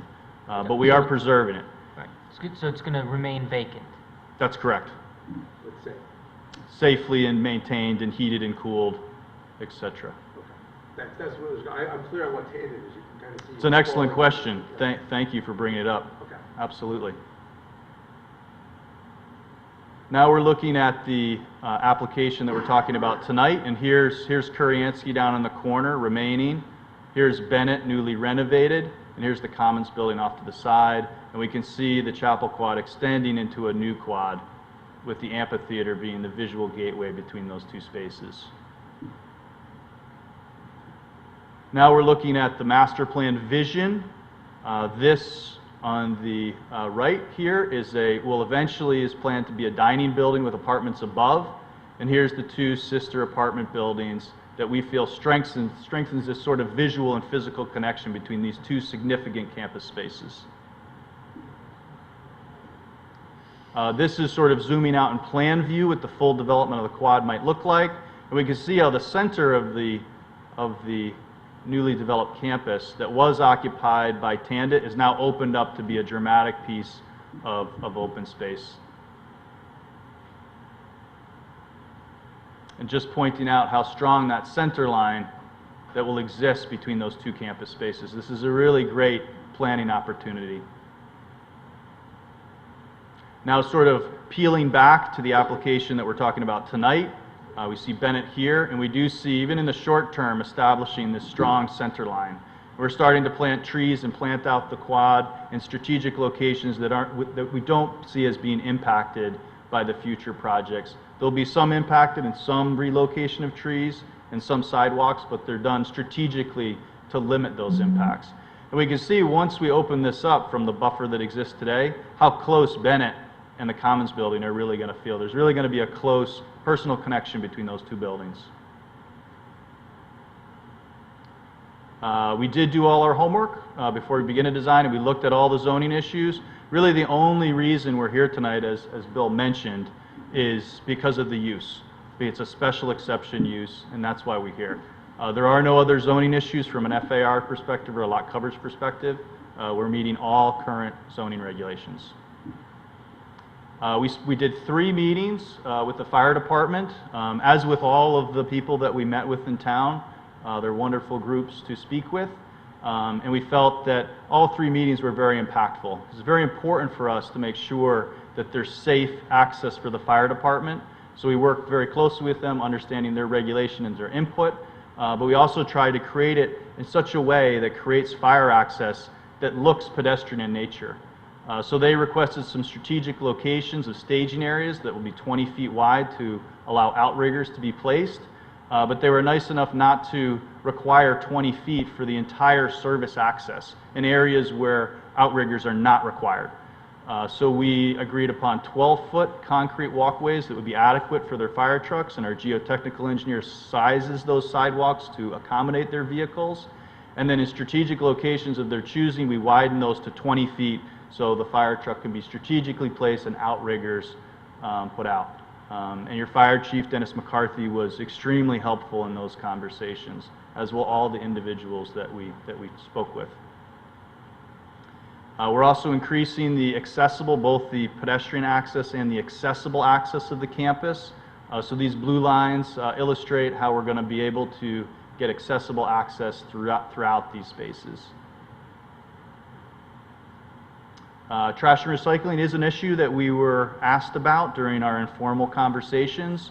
The good news here is that we have sort of a strategic satellite location for trash and recycling, and smaller vehicles will be picking trash up and bringing it over those areas. We also have included strategic locations for parallel parking. Some of those will be for emergency vehicles only and service vehicles only, conveniently located next to Bennett. We also do open up the connection between the current campus drive, which currently is only connected for fire access, so this is gated off.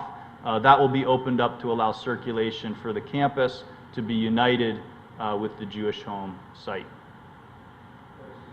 Sure. The recycling fee was referred to, is that part of the plan for the It currently exists. That's currently where they process and it's common on higher ed campuses where you want, especially for residential buildings, you want to be able to pick them up more frequently so that you don't require a big trash area that's located closely to the residential building. And if you look at any classic campus, which many of them we work on, like University of Notre Dame, Emory University, you're going to see that service and fire access happen in such a way that's efficient and works, but it doesn't look that way. And that's what allows us to function. So this is a process that they currently use to service their current residential buildings. And it's a system that works very well and will be implemented for Bennett Hall as well. So that's a great question because it's an existing processing facility, not something that we're proposing that is brand new. Just to give you a general idea of the plantings that we're proposing, these are all native or adaptive species, no invasive species, and all species that have a proven track record in this region. So we're looking at American sycamore, pin oaks, constellation dogwoods. Now that's a crossbreed between a Coosa dogwood and a flowering dogwood to try to get all the flowering aspects of a flowering dogwood, but get the disease resistance of a Coosa dogwood. So those have been very successful and have really resolved all the issues that we see with the flowering dogwoods that we like that are very susceptible to disease. And then Kwanzan cherries in strategic locations that get the grand flash of color.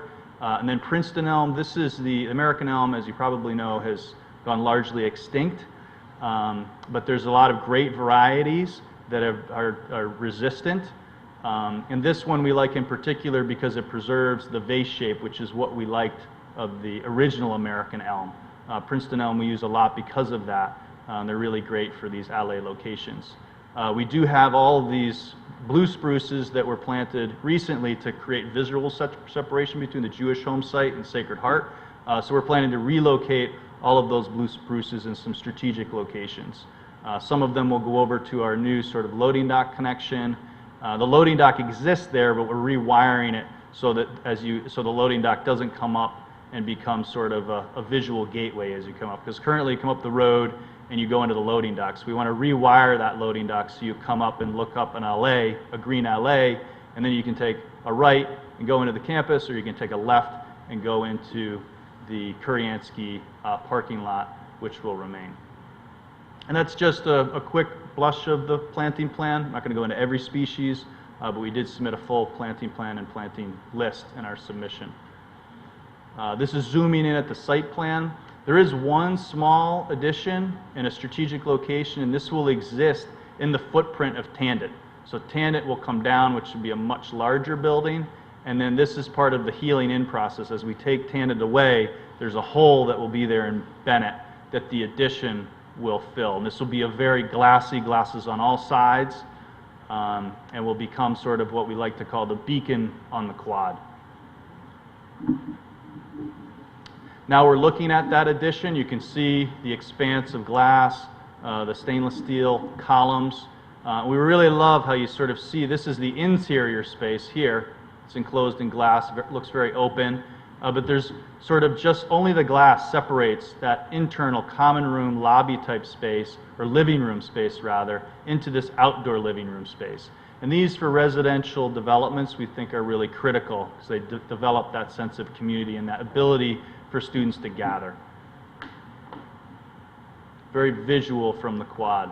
Now we've sort of rotated and we're looking north at the northeast corner of the building.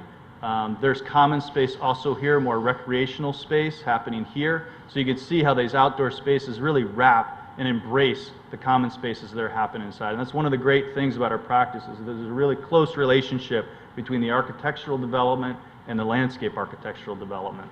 We feel that's one of our great strengths. Now we're looking at the southern entry. This is sort of gives you a sense of the arrival from the Commons building. Somebody comes outside of the Commons building, instead of looking at a row of evergreens, they now look at a great addition onto Bennett. So what I like about the architectural development is they've added glass and they've cleaned up the building strategically in locations that are going to have the greatest impact, visual impact. And that's really a strategic part of placemaking. And you can see there'll be benches to sit, lots of places for people to gather en route between the Commons building and the new Bennett renovation. Now we're zooming in. This is still on the south side of the building. So as you come from the Commons building, you start to enter the main entrance. There's a complement of open spaces around that side of the building as well. And this is the common space inside the building that's rec room space on the south side. And lots of different variety of seating, more of the bench type seating, the private, more private environment, and then your larger group with umbrellas and chairs, which are similar to what's already being used at the Commons building on their patio. We also take a really close look at site logistics during construction. So we have good access. We also have the ability to completely close down and fence in this site so it's well protected and invisible to the greater Fairfield community, but also safe for the demolition and construction that needs to happen. So it's going to be completely isolated during construction. We also have great internal roadways that can be preserved for the short term that give us great access around the perimeter. So it's a really great site logistics plan and a really good construction site to isolate and make safe. We are looking at using one of the houses in the short term. Eventually, in the long term, and it's again not part of this application, but these residential houses will be demolished. They'll be preserved, similar to Kuriansky in the short term. And this one in particular, rather than bring in a construction trailer, we're actually going to use that house for contractors, field offices, etc. This is our new utility corridor, so rather than utilities being sprawled throughout the site, we're going to have one major utility corridor that not only feeds Bennett, but is strategically located to feed future buildings. With that, I'd like to pass it back to Bill, but I really appreciate your time and listening to our presentation. Thank you, Dan. At this point, Mr. Chairman, I'd like to introduce Mr. Thomas Daly, a professional engineer with the firm of Malone and McBroom of Cheshire, to discuss site drainage and stormwater detention. Thank you, Bill. Good evening. As this is a redevelopment project, we focus more on relocating utilities and accommodating future master plan. So as we take down Tandon, we kind of have to move utilities around and put them in places that they can handle future development, the master plan. As far as the utilities go, we concluded that this is actually a less intensive use. Even under the master plan, it's a less intensive use than what is out there today. Months ago, we thought it was an important part. We actually went to WPCA and presented not only this project, but everything that we were thinking about this plan, and we really worked through with them to the point where they concluded that we were on the same page. In fact, that even going forward, the sewer capacity out in Jefferson was more than adequate to handle the project. Furthermore, storm drainage already exists on site. So as you come in, Dan indicated the two wetlands. They're really detention basins that were built solely for the project. They're more than adequate to handle this project.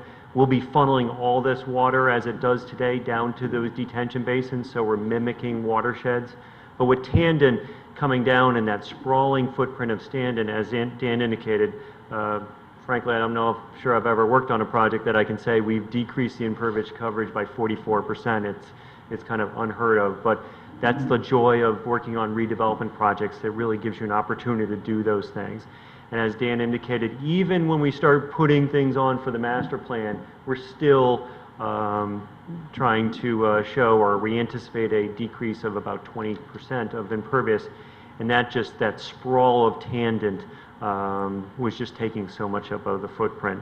So luckily we have that infrastructure, so even with, obviously, I don't have to explain to this commission, with that type of decrease of impervious coverage, we're actually resulting in a significant decrease of runoff from the site. So in conclusion, from a civil engineering standpoint, the infrastructure is there. There's absolutely no issues in terms of servicing this building and the future buildings, and we are in receipt of an email from the town engineer where he came to the same conclusion. Thank you. Thank you, Tom. Mr. Chairman, I would normally be introducing Mr. Galante from Frederick P. Clark. He's working in Darien tonight. I would like to submit a brief traffic evaluation to the commission.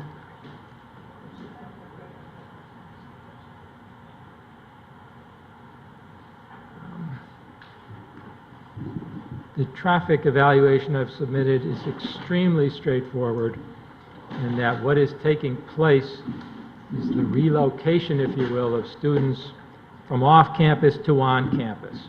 So there will be a reduction in the Jewish home traffic volume, but solely from a university perspective, there's a reduction in daily commuter traffic, and that students presently living off-campus or who would live off-campus will now be able to be relocated and live on-campus, reducing peak hour and daily traffic to and from the campus. In addition, it's anticipated that at least half the students to be housed in the renovated Bennett building will be freshmen. Freshmen are not permitted to have cars on campus. The net result, as outlined in Mr. Galante's report, is that, quote, the removal of the Jewish home use from the subject property will have an overall benefit and reduce traffic volumes, specifically on Jefferson Street at the two existing side driveways, the reduction in daily commuter traffic to the university, and the development of 174 beds in this first building will reduce daily and peak hour traffic to and from the campus. Further, in many cases, students living on campus will not be permitted to have vehicles, and this will further reduce traffic volume on Jefferson Street and Park Avenue near the campus, end quote. At this point, Mr. Chairman, I'd like to sum up and conclude the presentation, making specific reference to Section 27 of the zoning regulations. This application was reviewed by the Conservation Department. A certificate of wetlands conformance was issued after review by the department. Proposal was also reviewed at a code enforcement meeting. All relevant suggestions were incorporated into the plans.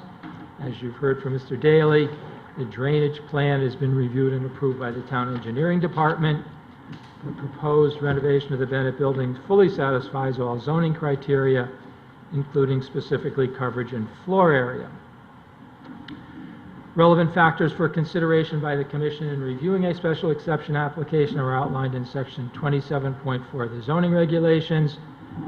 27.4.1 states the proposal shall be in harmony with the appropriate and orderly development of the town and neighborhood and not discourage the appropriate development and use of adjacent property. Primary factors to consider here are twofold. First, the building exists. It certainly has not discouraged appropriate and orderly development of the town and the neighborhood today. Secondly, the proposed use, the university use, is fully compliant with the use that exists on three sides of the property today, so it would be very difficult to argue that the use is not in harmony with the neighborhood or to argue that it would discourage appropriate development.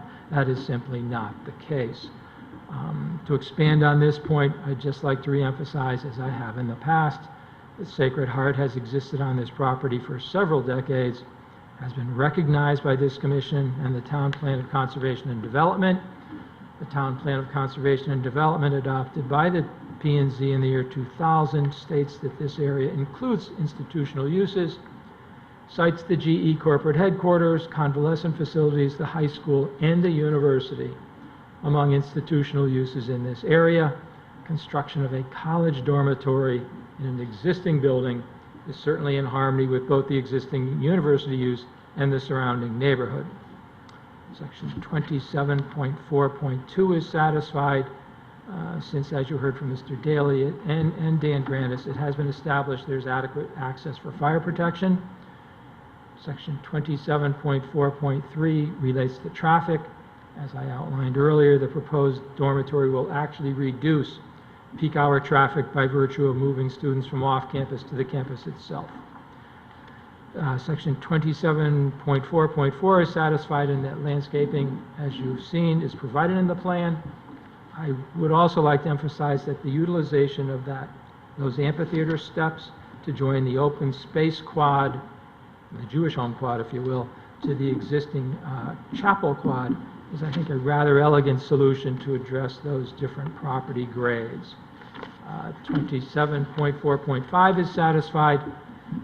As I mentioned, the presence of the university is acknowledged in the town plan of conservation and development adopted by the commission. Mr. Chairman, members of the commission, I think the record before the commission confirms all relevant criteria are satisfied. For the reasons outlined, I'd request this application be approved. I think the acquisition of this property by the university provides a multitude of opportunities for the university to improve the university. And I think the rehabilitation and renovation of this building is a prime example of the creativity that the university and its architects will provide.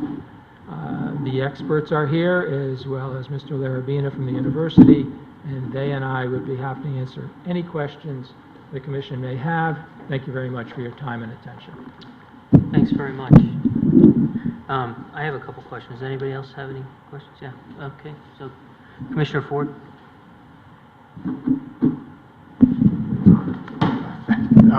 I'm just, can you hear me? I'm just curious about that's really just for my own information, really. Is the student athletic center at the end in the end zone of the football field, is that incorporated in the overall plan of the use of this property long term? Well, it's certainly at the time the end zone building was being developed, the acquisition of the Jewish home was a fait accompli. So it is absolutely part and parcel of the whole plan for the campus, yes. Because I recall there was a driveway and a turnabout in there. Fire wanted that turnaround right there, which is why it's there. That was a non-negotiable issue. And the access here, coming from Jefferson Street, it will be that much easier to reach that from Jefferson Street as well as from Park Avenue. Absolutely. Again, I'm Dan Granis with the SLAM Collaborative. During the master planning process, there was our focus was the Jewish home site. We also looked at all the development of the campus as a whole. But as Bill stated, that additional drive was added, and it's accessed through the drive that will remain on the Sacred Heart side of the western property line. Now on the east, on the right adjacent to that road, there's a duplicate roadway. That roadway that's on the Jewish home site will be subtracted. So there's no impact to what the end zone building is promoting. So it'll just be a matter of turning right, I guess, coming up, and that's it. As you come in, you're going to take a right, and you're going to have fire access to that building. Okay, thank you. It's a good question. It doesn't have a direct application to this application, but I appreciate the response. Okay. Commissioner Noonan? No? Okay. So, Commissioner Barrett's mentioned the Koryansky building. What about the three buildings to the front of the lot that's fronting Jefferson Street? The three houses? Yeah. You mentioned that they were going to come down later, but what's going on with those now? They will just be left as is for the moment. One will be utilized as a construction base during the course of construction. The other two will simply be mothballed at this point, but eventually they're going to come down. Yeah, and when construction is complete, that one that's going to be used for construction is just going to be... Well, quite frankly, we are likely to be back before you to rehab the Koryansky building in some fashion similar to what's being proposed here, and it may well be utilized for the construction headquarters during the Koryansky rehab. Yeah. So you can expect that building in particular to be there for a while. And then otherwise, the other two houses are just going to remain vacant?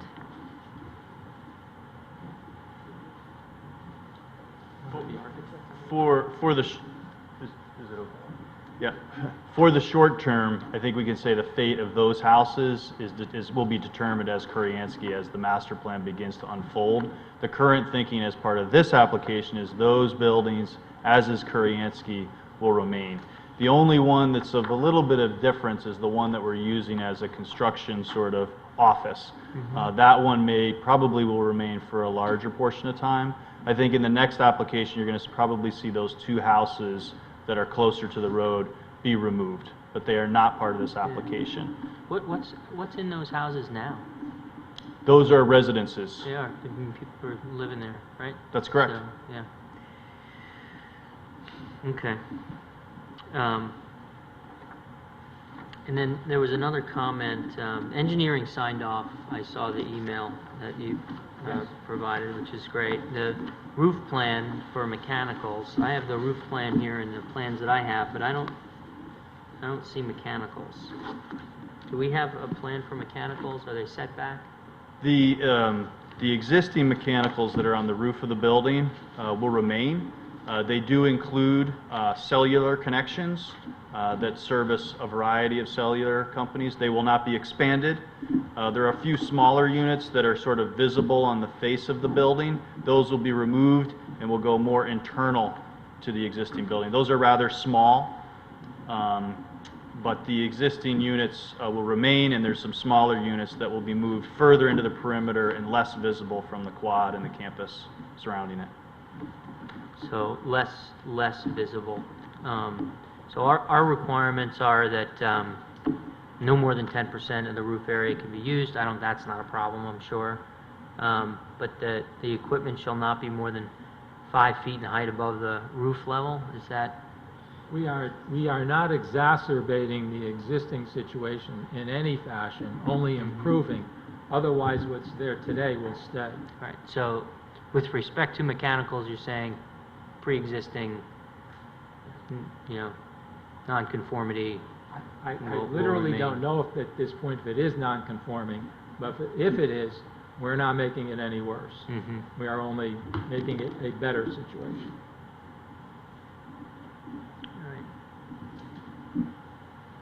All right. Okay. And the other thing that I saw was the lighting, the request for the lighting plan. I didn't see photometric plan. There is a photometric. Photometric. Right. Right. Is there a lighting plan with, where you're going to put light posts and yes. what kind of fixtures? The photometric plan that you're looking at shows all the light locations, and then there's a little table at the bottom that shows what each of the light fixtures are. And the light fixtures that we're using for this particular project, although some of them have slightly different photometrics, as is explained in the table, they all look exactly the same. And they're the standard Sacred Heart fixture that's used throughout campus. And it's a campus standard fixture. Right. And all dark sky compliant, right? Yeah, good question. I'm sorry? They're dark sky compliant? Yes, they are. Okay. Good. Those are the ones that jumped out at me. Oh, the fire department asked that there be, doesn't like pavers, wants concrete. Yes, what we were asked to do after that informal meeting was to meet with the fire department again, which we did, which was attended by Dennis McCarthy, who is the fire chief. We then sent plans subsequent to that meeting to him for his review to document our meeting, and that was prior to the submission of those documents. So we not only reacted to the comments that we had in the informal meeting, we went back, met with them again, made sure that we were clear on what their comments were, reacted to those comments, resubmitted it in advance, and he corresponded back with us, thanking us for our thoughtful coordination and communication. Sure. Okay. Is there a checkoff from the fire department on the plan? I didn't see that. We didn't make any referrals beyond code minutes. Okay. Yeah. Maybe we can just get a sign off on the final plan. All right? Yeah, I'd appreciate that. It looks good. But let's have that. Can I just piggyback on that? Yep. At one point? Sure. I'm not sure if I read the drawings, because we went through them pretty correctly, but it looked like that one, what would it be, north-south path that you talked about with the concrete for the fire trucks to have access. It was going to be 12 feet wide, I think. Is that also where the major mechanical route is going to be? Is it like a vault that underneath that continuous path, or? It's not a vault, but it does run parallel. The fire access road runs parallel adjacent to the utilities. Not on top of it. That was my concern. It was hard to tell from the drawings, as I say, we saw them so quickly, but I just wanted to make sure at least the fire department looked at it, maybe engineering, to make sure there wasn't any kind of issue that a truck's on it and suddenly... Oh, yes, we've also had it reviewed by our civil engineer and our geotechnical engineer to make sure that our pathway and utility locations are safe. That's a good question. So, yeah, but ultimately, that 12-foot wide path is not on top of the utilities. Maybe I should bring Tom up. There may be a small location. It wouldn't be a structural issue, but I'd like to have Tom answer that.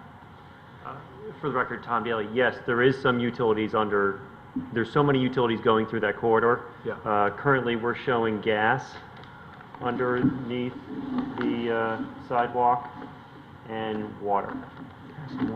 But both will have sufficient cover, and also this slab is built to handle a fire truck. So it's no different than a roadway, but it'll be structurally solid, and the utilities will be sufficient. There will be no issue there. I mean, utilities run under roads all the time, right? I mean, fire It just looked trucks, like a that's major just, I just trunk want to of make stuff sure we were going through clear. Yeah. I think I'd also want to add, with some utilities like gas, we like the idea of there being some protective cover over top of it. right, that people aren't digging holes and Correct. getting gas lines. Okay, well, in any event, the fire department's gonna look at the plans and, pass judgment they on line that. up. Yeah, right, so, okay, that's all I have. Anybody else have any questions? Okay, very good. Thank you very much. If nothing further, Mr. Chairman. All right, thank you. Thank you. Thank you for your time. Is there any member of the public that wishes to be heard on this item? Everybody's looking around at the empty spaces. All right. Yeah, very good. All right, then hearing none, I will close the public hearing on this item, and I'll adjourn the meeting. For everybody, if I could quickly confirm. On the record or off the record? Today about our schedule. We're off the record? Our intention to cancel the August. We're off the record? You turn the tape off? Yeah. Yeah, okay. Yeah, our intention to eliminate the August 9th meeting, to make sure we have enough folks for the July 26th meeting, so we're not shooting ourselves in the foot here, so. Yeah. You're gonna be away. Okay. Here? All right, yeah, thank you, because Jerry's already responded. Yeah. Let me know that he's still- Yep. Okay, great.